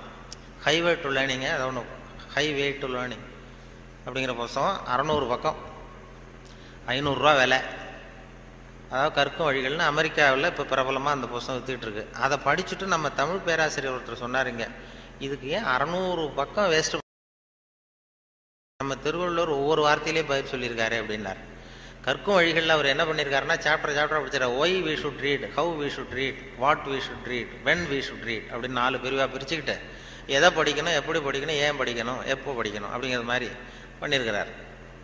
அதாவது ஹவு வி ஷுட் ரீட் அப்படின்னு ஒரு கேள்வியை கேட்டுக்கிட்டு 250 பக்கம் அவர் எழுதியிருக்கார். இந்த கேள்விக்கு திருவள்ளுவர் எதை படிக்கணும், அதாவது எப்படி படிக்க வேண்டும், ஹவு வி ஷுட் ரீட்னா கசடர கற்க அப்படின்னு ஒரே வார்த்தையில் ஒரு பதில் உண்டு. இதுக்கு 250 பக்கம் வேஸ்ட் பண்ண வேண்டியதில்லைன்னார். வாட் வி ஷுட் ரீட், என்ன படிக்கணும் அப்படின்னா கற்பவை கற்க சொல்கிறார். இதுக்கு 300 பக்கம் எழுதியிருக்காரு அவர். வென் வி ஷுட் ரீட், அதாவது அப்புறம் வாட் வி ஷுட் ரீட், ஏன் படிக்க வேண்டும், ஒய் வி ஷுட் ரீட், அதுக்கு 300 பக்கம் எழுதியிருக்காரு. இவர் அதற்கு தக நிற்க அப்படிங்கிறது தீர்ந்து போச்சு. வென் வி ஷுட் ரீட், எப்பொழுது படிக்க வேண்டும் அப்படின்னா சாந்துணையும் அப்படிங்கிற வார்த்தையில் இருந்தது. இப்படி 4 வார்த்தையில் திருவள்ளுவர் சொன்னதை ஒரு 600 பக்கம் எழுதியிருக்கிறாருன்னு சொல்லி சொன்னார். அதை படித்து பார்த்துட்டு அப்படி அதை பற்றி பெருமையாக ஜியு போப் ஆராய்ச்சி பண்ணார். அதாவது இவர் அரிஸ்டாட்டல்லையும் திருவள்ளுவரையும் ஒப்பிடுறார் ஜியு போப். அப்போ என்னென்னா, அரிஸ்டாட்டில் காலத்தில் ஒரு தப்பு பண்ணிட்டா அதே தப்பை திருப்பி பண்ணலாம். இப்போ ஒருத்தர் வலது கையை ஒருத்தன் வெட்டிட்டான்னா திருப்பி அவனுடைய வலது கையை வெட்டலாம். இப்போ ஒருத்தன் ஒரு கண்ணை குத்தி விட்டான்னா அதே கண்ணை இவனும் குத்தலாம். அதுதான் இப்போ உள்ள தர்மம். அரிஸ்டாட்டில் காலத்தில் ஒருத்தன் உங்களுக்கு ஒரு விரலை எந்த விரலை வெட்டுறானோ அதே விரலை நீங்களும் வெட்டலாம். அது அந்த தர்மம். அந்த அதே காலத்தில் திருவள்ளுவர் என்ன சொல்கிறார் அப்படின்னு பார்த்தார். அதாவது ஒருத்தன் நமக்கு கெடுதல் பண்ணுனா திருப்பி அதே கெடுதலை பண்ணு அப்படின்னு அவர் சொல்கிறார். இயேசுநாதரும் அப்போ சொன்னார். அவர் என்னென்னா, அதாவது அரிஸ்டாட்டில் என்ன சொன்னார், ஒருத்தன் உனக்கு வலது கன்னத்தில் அடித்தான்னா நீ வலது கன்னத்தில் அடி. இது அரிஸ்டாட்டல். இயேசுநாதர் சொன்னார், உனக்கு வலது கன்னத்தில் அடித்தான்னா நீ இடது கன்னத்தை திருப்பி காட்டு அப்படின்னார். இது அதை விட கொஞ்சம் பெரிய பண்பாடுள்ள செயல். அதுக்கடுத்து திருவள்ளுவரை பார்த்தா, நீ ஒருத்தன் உன்னை அடிச்சுட்டான்னா நீ பதிலுக்கு அவன் கன்னத்தை தடவி கொடு அப்படிங்கிறார். இன்னா செய்தாரை ஒருத்தல் அவர் நானும் நன்னையும் செய்து விடுன்னு சொன்னார். அப்படின்னு சொல்லிட்டு இது ஜியு போப்பு ஒப்பிடுறார் அரிஸ்டாட்டிலையும் திருவள்ளுவரையும். அவர் எழுதுறார், when compared because of this unique feature of forgiveness. மன்னிப்புல இது ஒரு தனித்தன்மை இருக்கு திருவள்ளுவர் சொல்றதுல. அதனால ஜியு போப்பு எழுதுறார், when compared because of this unique feature of forgiveness, Thiruvalluvar is at least 1 inch taller than Aristotle அப்படின்னு எழுதினார். அரிஸ்டாட்டிலை விட 1 inch உயரமானவர் திருவள்ளுவர் அப்படின்னு சொல்லி. அதனால தான் அவ்வளோ உயரமாக கன்னியாகுமரியில் கொண்டு போய் செலவு வச்சுருக்குறோம். அது அப்படி ஜியு போப்பு கம்பேர் பண்ணி எழுதுறார். அப்படி நாம் பெருமைப்படுறதுக்கு எத்தனையோ விஷயங்கள் நம்ம இதில் இருக்குது. அதனால் இப்படிப்பட்ட இந்த உணர்வு, இந்த நகைச்சுவை உணர்வை பற்றி பேசிட்டு இருந்தோம் இல்லையா, அது எங்கள் ஆசிரியர் சொன்னது மாதிரி அதை வச்சு எந்த விஷயத்தை சொன்னாலும் கொஞ்சம் சுவாரஸ்யமாக சொன்னோம்னா வாழ்க்கையிலையும் சரி, நீங்கள் எந்த துறையில் வேலைக்கு போனாலும் சரி, சக மனிதர்கள்ட்ட பழகும் பொழுதும் சரி, அந்த நகைச்சுவை உணர்வுன்னு இருக்கும் பொழுது நல்லாயிருக்கும். அதாவது எங்கள் பேராசிரியர் கல்கி எழுதியிருக்கிறார், இதில் பேசினார். அவர் ஆல் இண்டியா ரேடியோவில் ஆரம்பத்தில் 1938 பேராசிரியர் கல்கி பேசியிருக்கார், தமிழில் சிறுகதை அப்படின்னு. எப்படி சொல்கிறது, சுவாரஸ்யமாக எப்படி சொல்கிறதுன்னு சொல்லி அப்போ பேசியிருக்கார். சிறுகதைன்னா அது சிறுன்னு அர்த்தம் இருக்கா, அதனால் சிறுசாக இருக்கணும், தேவைக்கு அதிகமாக வளர்த்தாத. கதைன்னா அதில் ஒரு கதை அம்சம் இருக்கணும். ஒரே ஒரு ஊரில் அப்படின்னு ஆரம்பித்தா அதுக்கப்புறம் என்ன அப்படின்னு கேட்க தோணுதில்ல, அது மாதிரி இருக்கணும் ஒரு வரியும் அப்படின்னு சொல்லிட்டு, சொல்கிறதே எப்படி சுவாரஸ்யமாக சொல்கிறதுன்னா தேவைக்கு அதிகமாக நீ வளர்த்தாதே அப்படின்னு சொல்லி அதுக்கு ஒரு உதாரணம் கொடுத்துருக்காரு கல்கி. அதாவது நீங்கள் எழுத்தாளராக இருந்தாலும் சரி, பேச்சாளராக இருந்தாலும், சக மனிதர்கள்ட்ட பழக்கிறவராக இருந்தாலும் தேவைக்கு அதிகமாக இது பண்ணாதீங்க அப்படிங்கிறதுக்காக சொல்லியிருக்காரு. அவர் ஒரு கதை எழுத்தாளர் எப்படி இருக்கணுங்கிறதுக்காக கல்கி சொன்னது. ஒரு நாள் காஞ்சிபுரம் உபய வேதாந்த தேசிக சுவாமிகள் தன் வீட்டு வேலைக்கார குப்பனை கூப்பிட்டு, அடை குப்பா, நீ உடனே ஸ்ரீபெரும்புதூர் ஓடிப்போய் திருவேங்கடாச்சாரியை சந்தித்து திருக்குடந்தையிலே இருந்து இங்கே வந்திருக்கிற திருநாராயண ஐயங்கார் சுவாமிகள் திருக்கோவில் ஆராதனைக்கு திருத்துழாய் எடுத்து திரும்புகையில் திருக்குளத்தில் திருப்பாசி வழுக்கவே திருவடி தவறி விழுந்தார் என்று சொல்லிவிட்டு வா அப்படின்னு எழுதினாராம். சொல்லிவிட்டு, என்னப்பா சொல்லிடுவியா அப்படின்னு கேட்டிருக்காரு. நான் சொல்லிடுறேன் சாமின்னு இருக்கான் குப்பை. எப்போ இன்னொருத்தரை என்கிட்ட சொல்லி காட்டு, என்ன சொல்லுவேன் அப்படின்னு கேட்டாராம். அது என்ன சாமி, கும்மோன் தாசாமி குட்டையில் விழுந்தான்னு சொல்லணும், அவ்வளோதானே, நான் சொல்லிட்டு போகிறேன் அப்படின்ட்டான். அப்போ கல்கி சொல்கிறார், சிறுகதையின் இலக்கணம் குப்பனுக்கு புரிந்திருக்கிறது, உபய வேதாந்த தேசிக சுவாமிகளுக்கு புரியவில்லை அப்படின்னு அவர் பேசியிருக்கார். அந்த வானொலி இதில் ஒலிப்பதிவில் கேட்டேன், அது அப்படியே வச்சுருக்காங்க. அப்போ பேசுனதெல்லாம் அப்பப்போ இது பண்ணி வச்சுருக்கிறது. அதே மாதிரி கொத்தமங்கலம் சுப்புன்னு ஒருத்தர் பெரிய பிரபலமான வில்லுப்பாட்டு கலைஞர். அப்புறம் அவர் காந்தி மகான் கதைன்னு ஒரு வில்லுப்பாட்டு எழுதினார். அப்போ காந்தி மகான் கதை வில்லுப்பாட்டு அவருக்கு அந்த வில்லுப்பாட்டை கேட்குறதுக்கு ஏகப்பட்ட கூட்டம், எல்லாரும் பெரிய ரசிகர்கள். ஆனால் அதையே புஸ்தகமாக போட்டு விற்றாரு, விற்கல. காந்தி மகான் கதை புஸ்தகமாக போட்டு புத்தகமாக விற்கும்பொழுது யாரும் வாங்கிறதுக்கு ஆள் இல்லை, அவரே வீட்டில் அடிக்க வச்சுருந்தார். அதை அப்போ அந்த வில்லுப்பாட்டு இருக்கு, காந்தி மகான் கதை வில்லுப்பாட்டை நான் ரேடியோவில் போடுறதுக்காக எடுத்து பதிவு பண்ணிகிட்டு இருந்தேன். அப்போ ஒரு கட்டம் வந்தது, காந்தியை சுடுற இடத்துல அவர் கதறி அழுறார். கதறி அப்படியே நிஜமாகவே அழுறார் காந்தி சுடப்படுற இடத்துல. அந்த வில்லுப்பாட்டு அது பதிவாக இருக்குது, அதை போட்டு கேட்டேன். அப்போ எனக்கு ஒரு சந்தேகம், இது எப்படி, அதாவது ஒரு தடவை சொல்கிறப்போ அழுக வரலாம் அவருக்கு, இந்த வில்லுப்பாட்டை திருப்பி திருப்பி பாடிக்கிட்டே இருப்பார். ஒரு 500 தடவை 600 தடவை சொல்லும்பொழுது 600வது தடவையும் காந்தியை சூடு பண்ணிகிட்டு இருக்கிறாங்க. அதனால் நல்ல பழக்க வழக்கங்களை ஏற்படுத்திக்கணுங்கிறது தான் ரொம்ப முக்கியமான விஷயம். அதனால் இதில் எப்படி நான் சொன்னது மாதிரி எவ்வளவு நேரம் எதை தாக்க முடியும், குடும்பத்தில் ரொம்ப ஒரு அனுசரிப்புத்தன்மை, சகிப்புத்தன்மை இதெல்லாம் வேணுங்கிறத பற்றி நிறைய அந்த சின்ன சின்ன விஷயங்களாக தான் வானொலி சொல்கிறது உண்டு. இந்த நகைச்சுவைன்னு சொன்னதுனால அதை சேர்த்து கதையாக சொல்கிறது உண்டு. சின்ன விஷயங்களை வந்து அப்படியே இப்போ குடும்பத்தில் வந்து ஒரு அனுசரிப்பு தன்மை வேணும், வாழ்க்கைங்கிறது ஒரு பெரிய பிரயாணம், குடும்பத்தில் அனுசரிப்பு தன்மை வேணும் அப்படின்னா அப்போ அதுக்கு ஒரு கதை மாதிரி சொல்லிடுறது வானொலி ஊடகத்தில். இப்போ ஒரு குடும்பத்தில் கணவன் மனைவி 2 பேர் இருந்தாங்க, 2 பேருக்கு ஒரு குழந்தை பிறந்தது. அதுக்கு பேர் வைக்கிறதுல தகராறு வந்துட்டு தான், என்ன பேர் வைக்கிறதுன்னு. அவன் சொல்கிறான் எங்கள் அப்பா பேர் தான் வைக்கணுங்கிறான், இந்த அம்மா சொல்லுது எங்கள் அப்பா பேர் தான் வைக்கணுங்குது, தகராறு. உடனே என்ன காலையிலேருந்து சண்டை, குழந்தைக்கு பேர் வைக்கிறதுல அதில் கூட ஒத்து போக முடியல. உடனே எதிர்த்து வீட்டுக்காரன் ஒருத்தன் வந்து என்ன உங்கள் வீட்டில் காலையிலேருந்து சண்டைன்னு கேட்டிருக்கான். அது ஏன் கேட்குறீங்க, இந்த குழந்தைக்கு பேர் வைக்கிறதுல தகராறு, நான் எங்கள் அப்பா பேரை வைக்கணுங்கிறேன், அவங்க அப்பா பேரை வைக்கணும்னு சொல்லுது, என்ன பண்ணுறது தெரியலன்னு தான் அவன் சொன்னானா. இது ஏன் சண்டை போடுறீங்க, எதிர்த்து வீட்டுக்காரன்னு நான் ஒருத்தன் எதுக்கு இருக்கேன், என்கிட்ட சொல்ல வேண்டியது தானே அப்படின்னு சொல்லிவிட்டு, ஏன்ப்பா உங்கள் அப்பா பேர் என்னன்னு கேட்டிருக்கான். எங்கள் அப்பா பேர் சீனிவாசன் அப்படின்ட்டுருக்கான். சரிம்மா உங்கள் அப்பா பேர் என்ன, எங்கள் அப்பா பேர் கிருஷ்ணன். இவன் யோசித்தான், சரி குழந்தைக்கு சீனிவாச கோபாலகிருஷ்ணன் அப்படின்னு பேர் வச்சுருங்க, இதுக்கு ஏன் தகராறு அப்படின்ட்டு போயிட்டான். போனதுக்கப்புறம் இந்த இவங்க 2 பேரும் பேசிக்கிறாங்க, அது எப்படி இந்த சீனிவாசன் சரி கிருஷ்ணன் சரி, நடுவில் கோபாலம் எங்கேருந்து வந்தான். ஓடி போய் கூப்பிட்டு வந்தாங்களாம் அவனை, வாடா கிட்டவா, அது யாரா கோபாலன் அப்படின்னா அது எங்கள் அப்பா பேர், நீ அதை மட்டும் எதுக்கு விட்டுட்டு போற, சேர்த்து வச்சுக்கோனா. அதாவது 2 பேருக்குள்ள ஒரு அனுசரிப்பு தன்மை இல்லைன்னா கோபாலன்னு ஒருத்தன் குறுக்க வருவான், அப்படி வரும். அந்த வாழ்க்கையில் வந்து அனுசரிப்பு தன்மைங்கிறது ரொம்ப அவசியம். வாழ்க்கையில் ஒருத்தர் அனுசரித்து போகிறது, அதாவது சந்தேகப்படாமல் இருக்கணும்னு சொல்லுவாங்க. ஒரு பையன் புதுசாக ஒரு பொண்ணை கல்யாணம் பண்ணிட்டு வந்தான். எல்லாரும் என்ன பண்ணிட்டாங்க, ஏய் நீ கல்யாணம் பண்ணிட்டு வந்திருக்கேன், அந்த பொண்ணுக்கு காது கேட்காதுடா, காது சரியாக கேட்காது அப்படின்ட்டு இருக்காங்க. இவன் அதை எப்படி சோதனை பண்ணுறது, டெஸ்ட் பண்ணுறது, அப்படி நேராக கேட்டால் சண்டை வந்துடும், உனக்கு காது கேட்குதான்னு கேட்கக்கூடாது. வெளியில் போய் தெருவில் வந்து நின்றுக்கிட்டு இன்னைக்கு என்ன சாம்பார் அப்படின்னா பதிலே வரல. ஆகா நம்ம சந்தேகப்பட்டது சரிதான் அப்படின்னு முடிவு பண்ணிட்டான். அடுத்தது வந்தான் வீட்டுக்குள்ளே வந்து நின்றுட்டு 2வது தடவை கேட்டான், கூடத்தில் வந்து நின்றுட்டு இன்னைக்கு என்ன சாம்பார் அப்படின்னா அப்பவும் பதில் வரல. சரி நம்ம மனைவிக்கு நம்ம சந்தேகப்பட்டு காது கேட்கல அப்படின்ட்டு அடுத்தது அடுப்பங்கரைக்கே போயிட்டான். அந்த பொண்ணு எதை சமைச்சிக்கிட்டு இருக்கு, அது கிட்ட போய் அது காது ஓரமாக இப்படி காயே வச்சுக்கிட்டு ரொம்ப சத்தம் போட்டு கத்துறான். 3வது தடவையா இன்னைக்கு என்ன சாம்பார்னு கத்துறான். அந்த பொண்ணு கொஞ்சம் கூட அலட்டிக்கல, மெதுவாக இவன் பக்கம் திரும்பி இவன் காது ஓரமாக சொல்லிச்சான், 3வது தடவையா சொல்கிறேன் முருங்கைக்காய் சாம்பார் அப்படின்னு தான்.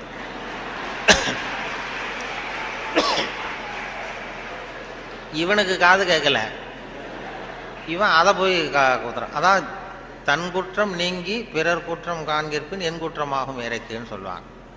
அதில் திருவள்ளுவர் இதில் என்னென்னா ரொம்ப கிட்டத்தில் வந்து நமக்கு புத்தி சொல்கிறவர் அவர் தான். மற்றவங்களாம் எட்டத்துலேருந்து சொல்லுவாங்க, நீங்கள் நல்லது செஞ்சால் எதுக்கும் கவலைப்படாதீங்க அப்படின்னு எத்தனையோ பேர் உபதேசம் பண்ணுவாங்க. நமக்கு நீ நல்ல காரியம் செய்கிறது நல்ல காரியமா, எதுக்கும் கவலைப்படாது, நீ பாட்டு செஞ்சுட்டு போடா அப்படிம்பாங்க.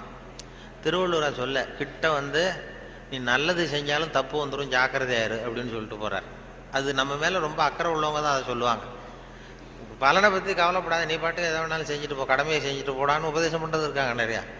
நன்று ஆற்றல் உள்ளும் தவறுண்டு, அவரவர் பண்பறிந்து ஆற்றா கடை, நீ நல்லது செஞ்சால் கூட தப்பு வந்துடும் ஜாக்கிரதையாரு அப்படின்னாரு. அது நம்ம பேரில் அக்கறை, அவ்வளவு அக்கறை உள்ளவங்க தான் அதை சொல்ல முடியும். இப்போ ஒருத்தன் ஒரு தெருவில் வந்து ஒருத்தன் குடிகாரன் நடு ராத்திரி 12 மணி ஆடிக்கிட்டே நிற்கிறான். ஒரு பெரியவர் வந்தார், இந்த நேரம் அப்படி அநியாயமாக அப்படி ஆடிட்டு நிற்கிறீ, உங்கள் வீடு எங்கடா இருக்குன்னா அண்ணாந்து பார்த்தான். பக்கத்தில் பார்த்தார், ஒரு மாடிப்படி மாதிரி படிப்படியாக இருக்குது, அங்கே ஒரு ரூம் இருக்குது, கதவு இருந்தது, அங்கே தான் இருக்கேன்னா பிடிச்சி எடுத்துகிட்டு போனார். வாடா உன்னை கொண்டு வந்து வீட்டில் விட்றேன்னா வரமாட்டேங்கிறான். நீ வாடான்னு வலுக்கட்டாயமாக அந்த பெரியவர் அந்த குடிகாரனை பிடிச்சி தரன்னு இழுத்துட்டு போய் மாடிப்படியில் இந்த கதவை திறந்து உள்ற போய் படுறா அப்படின்னா போக மாட்டேங்கிறான். ஒரு வலுக்கட்டாயமாக கழுத்தை பிடிச்சி உள்ற தள்ளி கதவை சாத்தி விட்டு இறங்கி வந்துட்டார். அப்பாடா ஒரு நல்ல காரியம் பண்ணோம். வந்தால் இன்னொருத்தன் அதே மாதிரி ஆடிக்கிட்டு வரான் கீழே. நீ என்னடா பண்ணேன்னா இவனும் அதே மாதிரி ஆடுறான். சரி வாடா உனக்கும் இங்கே தான் நான் அண்ணந்து பார்த்தான், சரி வா அங்கே தான் தங்கியிருக்கேன்னு பிடிச்சி தரன்னு இழுத்துட்டு போய் கதவு திறந்து போடான்னு அவனும் போக மாட்டேங்கிறான். அவனையும் வலுக்கட்டாயமாக தள்ளிவிட்டு மூடிவிட்டு கீழே இறங்கி வந்தார். வந்தால் 3வது ஆள் ரொம்ப பயங்கரமாக ஆடிட்டு வரான். எத்தனை பேருடா இன்னைக்கு இப்படி புறப்பட்டுருக்கீங்க, எல்லாம் அங்கே தான் இருக்கீங்களா அப்படின்னு சொல்லி வாடா மேலேன்னு கூப்பிட்டார். நான் வரமாட்டேன்னு கத்தனான். அதெல்லாம் முடியாது, ஒன்று அங்கே விட்டுட்டு தான் போவேன்னு அவர் என்ன பெரியவர் இழுக்கிறார். இழுத்ததும் உடனே போலீஸ்னு கத்திருக்கான். போலீஸுக்காரர் வந்துட்டார். அந்த போலீஸுக்காரர்கிட்ட அவன் புகார் பண்ணுறான், இந்த பாருங்க சார், யாரோ ஒரு பெரியவர் என்னை இந்த வழியாக மேலே கொண்டு போய் அந்த கதவை திறந்து அந்த பக்கமாக இருக்கிற குப்பை குழியில் தள்ளி தள்ளி விட்டுக்கிட்டு இருக்கிறார் 3 தடவையா.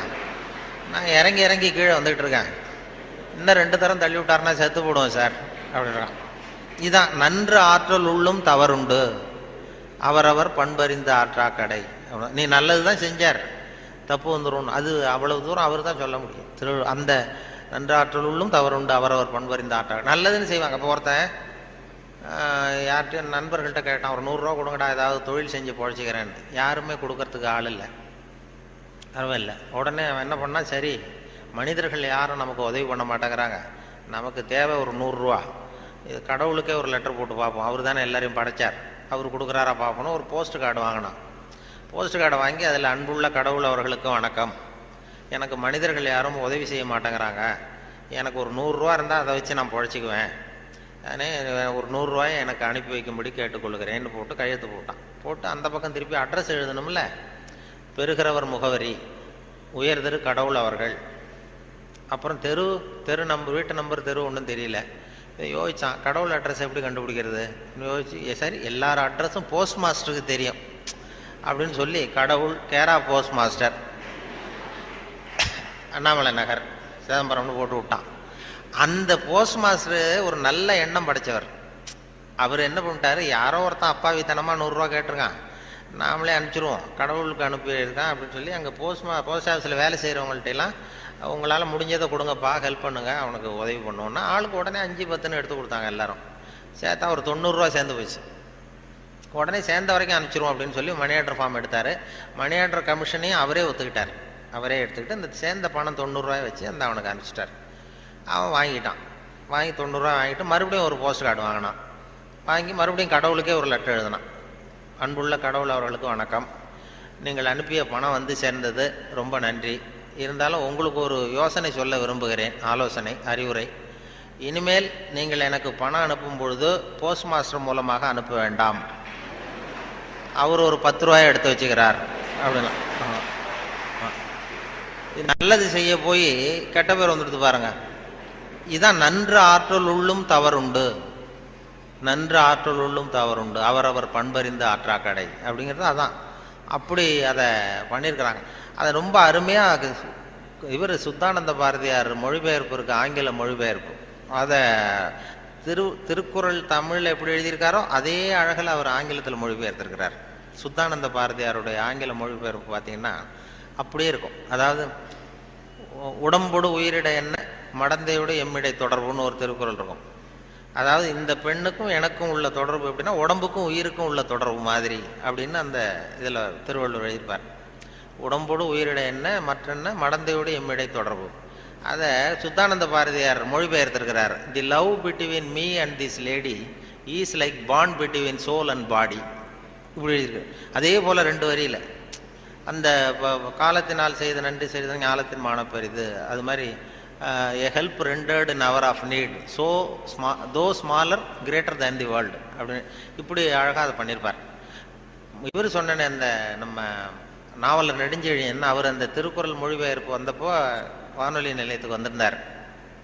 அப்போ முன்னாடி ஒரு அறையில் உட்காந்து பேசிகிட்டு இருக்கிறோம், அவர் பதிவுக்கு முன்னாடி. அப்போ கேட்டார், நீ என்ன படிச்சிருக்கேன்னு என்ன கேட்டார். நான் வந்து விவசாயம் படிச்சிருக்கேன் சார் அப்படின்னு. விவசாயம் படிச்சிருக்கேன்னா அப்போ உங்ககிட்ட தான் ஒரு கேள்வி கேட்கணும் அப்படின்னு கேட்க ஆரம்பித்தார்.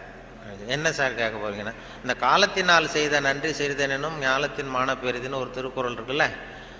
ஆமான்னு. அது வந்து அது பொருத்தமாக இல்லையே அந்த உதாரணம்னார். என்னன்னு கேட்டேன். காலத்தினால் செய்த நன்றினா ஒருத்தன் ஒரு அவ தேவைப்படுறப்ப செய்கிற உதவி பூமியை விட பெருசு. ஞாலத்தின் மான பெரிதுன்னா பூமிங்கிறது ஒரு பௌதிக பொருள், அது உருண்டை.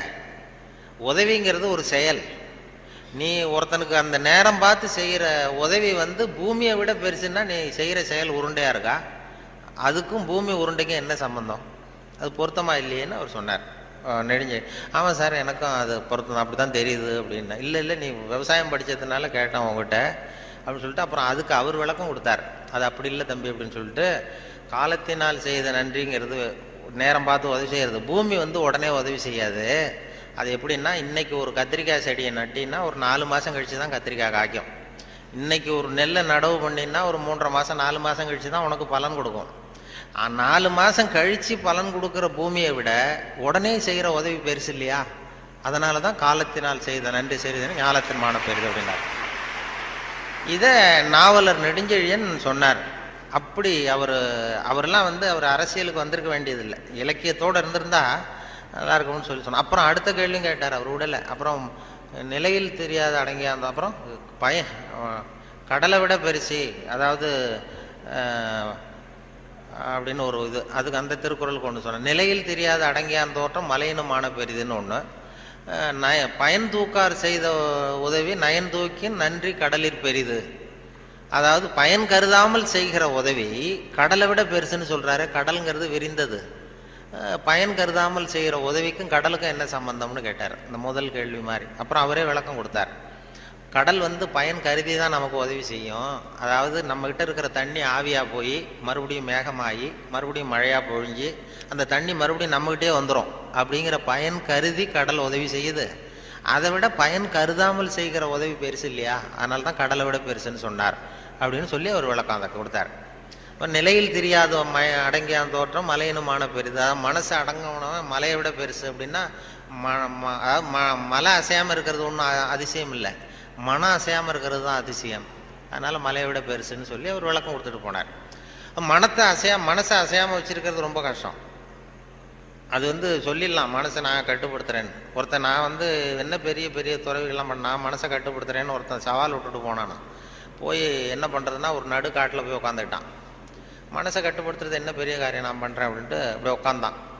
உட்காந்து பார்த்தா எதிரில் ஒத்தையடி பாதை, அதில் ஒரு நடனம் ஆடுற பொண்ணு போயிட்டுருக்கு. டான்ஸு ஸ்கூல் ஒன்று, டான்ஸு கற்றுக்கிறதுக்கு போயிட்டுருக்கு. இது என்ன இவ்வளோ தூரம் உட்காந்துருக்குறோம், இப்போவும் நமக்கு தொந்தரவாக இருக்குதே, கண் இடைஞ்சலாக இருக்கேன்னு சொல்லி பார்த்தான். 8 மணிக்கு கிளாஸு தினம் போயிட்டுருக்கு. இப்போ பார்த்தான், ஒரு துணியை எடுத்து கண்ணை கட்டிட்டு உட்காந்துட்டான். இனிமேல் பார்த்துக்கோ, இனிமேல் ஒன்றும் ஆகாதுன்னு. மறுநாள் உட்காந்தா 8 மணிக்கு அந்த காலில் கட்டியிருக்கிற சலங்கை சத்தம் கேட்டுதான், ஜல் ஜல்லுன்னு. இது ஏது காது தொந்தரவாக இருக்குது அப்படின்னு சொல்லி காதையும் கட்டிவிட்டான். கண்ணையும் கட்டிவிட்டான். இனிமேல் ஒன்றும் இப்போ பிரச்சனை இல்லை. மறுநாள் காலையில் 8 மணிக்கு அது தலையில் வச்சிருக்கிற பூ வாசம் அடிச்சிருக்கு. இந்த பொண்ணு மூக்கையும் கட்டிவிட்டான். கண்ணு காது மூக்கையும் கட்டிவிட்டு இனிமேல் நான் மனசை கட்டுப்படுத்துறேன்னு உட்காந்தானா. மறுநாள் காலையில் 8 மணி ஆச்சு. அப்போ இவன் மனசு நினச்சிதான் இந்நேரம் அவள் போயிட்டு இருப்பா அப்படின்னு. இதை விட அசையாமல் இருந்ததுன்னா அது மலையை விட பெருசு மனசு. நிலையில் தெரியாத அடங்கியான் தோற்றம் மலையினும் மான பெரிதுன்னா அதுதான். மலை அசையாமல் இருக்கிறது ஒன்றும் பெரிய ஆச்சரியம் இல்லை, மனசு அசையாமல் இருந்ததுன்னா அது பெரிய அதிசயம் அப்படின்னு சொல்லி அதுக்கு விளக்கம் அவர்கள் கொடுத்துக்கிட்டு இருந்தாங்க. அப்படி அதை பற்றி நிறைய பண்ணுறாங்க. அதனால் நமக்கு உங்களுடைய எவ்வளவு நேரம் ஆச்சுன்னு தெரியல, எப்போ முடிக்கிறதுன்னு தெரியல. அது ஒரு கடிகாரம் வச்சா பரவாயில்ல. கடிகாரம் சொல்லுவாங்க பேச்சாளர்கள் சில பேச்சாளர்கள் ஆரம்பிச்சிருவாங்க, முடிக்க முடியாது, எப்போ முடிக்கிறதுன்னு தெரியாது. நெடுஞ்செழியனை பற்றி பேரறிஞர் அண்ணா சொல்கிறது உண்டு. நெடுஞ்செழியன் கூட்டம் நெடுஞ்செழியன் பேசி முடிக்கும் பொழுது அண்ணா சொல்லுவார், அவர் ஒரு பேசி முடிக்க போனார்னா அந்த பிளேன் அப்படி இறங்குறதுக்கு முன்னாடி 2 ரவுண்ட் அடிக்குது இல்லை மேலே, அது மாதிரி ஒரு 2 ரவுண்ட் அடிச்சுட்டு அப்புறம் தான் கீழே இறங்குவார் அப்படின்னு சொல்லி வேடிக்கை சொல்லுவார். அது மாதிரி பேச்சாளர்களுக்கு இப்போ ஒரு பேச்சாளர் பேசிக்கிட்டே இருந்தாராம், எவ்வளோ நேரம் ஆச்சுன்னு தெரியல. அப்புறம் சொல்லியிருக்காரு, ஐயோ உங்களை ரொம்ப நேரம் போர் அடிச்சிட்டேன் போல் இருக்கு, எனக்கு நேரம் போனதே தெரியல, கடிகாரத்தை பார்க்க மறந்துட்டேன் சார், மன்னிச்சுங்கன்னு இருக்கார். அப்போது ஒருத்தர் கோபமாக எழுந்திரிச்சு சொன்னாராம், ஏயா கடிகாரத்தை தான் பார்க்க மறந்த, பின்னாடி மாட்டிருக்கிற கேலண்டரையாவது பார்க்கக்கூடாதா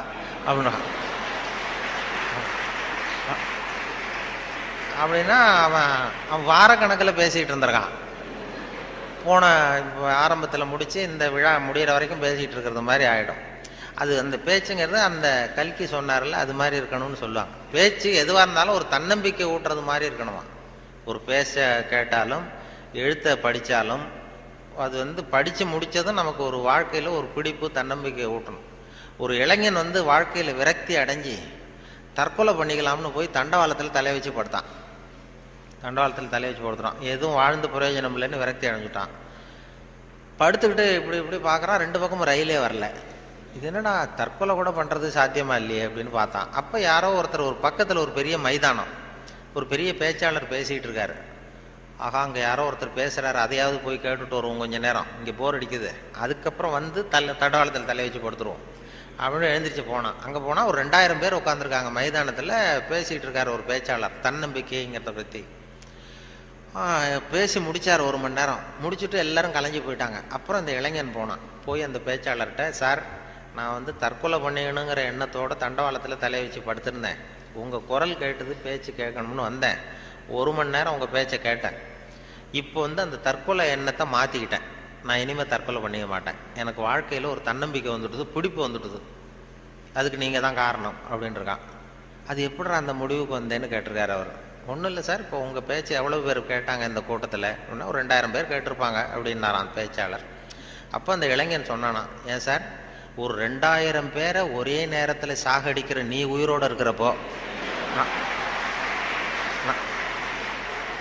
நான் எதுக்கு சார் சாகணும்? நான் எதுவும் எந்த தப்பும் பண்ணலையே சார், ஒன்றும் எதுவும் பண்ணல சார், நான் ஒன்றும் இப்போ பழச்சிக்குவேன் சார்ட்டு போட்டாரான். அப்படி வந்துடும் கதை. அப்படி பேச்சாளர்கள்ங்கிறது அந்த என்ன ஒரு சகிப்புத்தன்மை. ஒரு பேச்சாளர் என்ன பண்ணார் தெரியுமா, வேகமாக போயிருக்காரு, அவசரமாக கூட்டத்தில் பேசணும்னு போயிருக்காரு. ஒரு காட்டு வழியாக போகும்போது சிங்கம் எதிரில் நின்று தான் வழி மறிச்சிருக்கு. ஏன் என் நிற்கிற அப்படின்னா, எனக்கு பசிக்குது, உன்னை சாப்பிட போகிறேன்னு தான் சிங்கம். நீ என்ன இப்போ சாப்பிட்றாத, நான் ஒரு முக்கியமான கூட்டத்தில் பேசுறதுக்காக போயிட்டுருக்கேன், அதனால் அதை கெடுத்துறாத அப்படின்ட்டு. அது என்ன, உன் மீட்டிங்கை பற்றி எனக்கு கவலை இல்லை, உன் பேச்சை பற்றி எனக்கு, என் பசி தான் முக்கியம், உன்னை சாப்பிட போகிறேன்னு. ஐயோ அவங்கெல்லாம் ஏமாந்துருவாங்க, ரொம்ப பேர் காத்துக்கிட்டு இருக்கிறாங்க பேச்சை கேட்கறதுக்கு, ஏமாந்துருவாங்க அப்படின்றாரு. இனி என்ன அவ்வளோ நல்லா பேசுவியா அப்படின்னு தான் சிங்கம். அதை ஏன் பேச்சை கேட்டால் அப்படியே கேட்குறவங்க மயங்கி விழுந்துருவாங்க. உடனே சிங்கம் சொல்லிச்சான், நீ இங்கேயே பேச, நான் மயங்கி விழறேன்னா பார்ப்போம் அப்படின்ட்டு. உடனே ஒரு ஆரம்பித்தார், பெரியோர்களே தாய்மார்களே அப்படின்னார். சிங்கம் அப்படியே கரகரகரகரன்னு சுற்றி விழுந்துடுது, கட்டடிச்சு அப்படியே மயக்கடிச்சு விழுந்துட்டுது. இவர் பார்த்தார், இதுதான் நமக்கு தப்பிக்கிறதுக்கு சரியான நேரம், இந்த மயக்கம் தெளி எழுந்திரிச்சு ஓடி போகணும் நம்ம அப்படின்னு. அப்படி பாம்பு நெளியிறது மாதிரி நெளிஞ்சு போனாராம். ஏன்னா எழுந்திரிச்சு நடந்தால் அதிர்ச்சியில் முழிச்சுக்கிட்டுதுன்னா என்ன பண்ணுறது, மயக்கம் தெளிஞ்சிடும்னு பாம்பு நெளிய மாதிரி நெளிஞ்சு கொஞ்சம் தூரம் போய் எழுந்திரிச்சு ஒரே ஓட்டமாக ஓடி போட்டார்.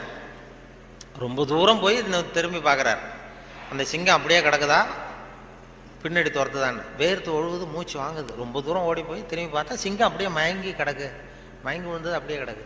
இவர் அங்கேருந்து அந்த சிங்கத்தை பார்த்துட்டு மனசுக்குள்ளே நினச்சிக்கிட்டாராம், நல்ல வேளை நம்ம பேச்சை கேட்டுட்டு அந்த சிங்கம் மயங்கி விழுந்ததுனால நாம் தப்பித்தோம் அப்படின்னு அவர் நினச்சிக்கிட்டாராம். நம்ம பேச்சை கேட்டு மயங்கி விழுந்ததுனால தப்பித்தோம், நல்ல வேலை அப்படின்னு நினச்சிக்கிட்டாராம். அதே நேரம் சிங்கம் லேசாக தலையை தூக்கி ஒரு கண்ணால் அவரை பார்த்துட்டு இது நினச்சிக்கிட்டு தான், நல்ல வேளை மயங்கி விழுந்தது மாதிரி நடித்ததுனால நாம் தப்பித்தோம்,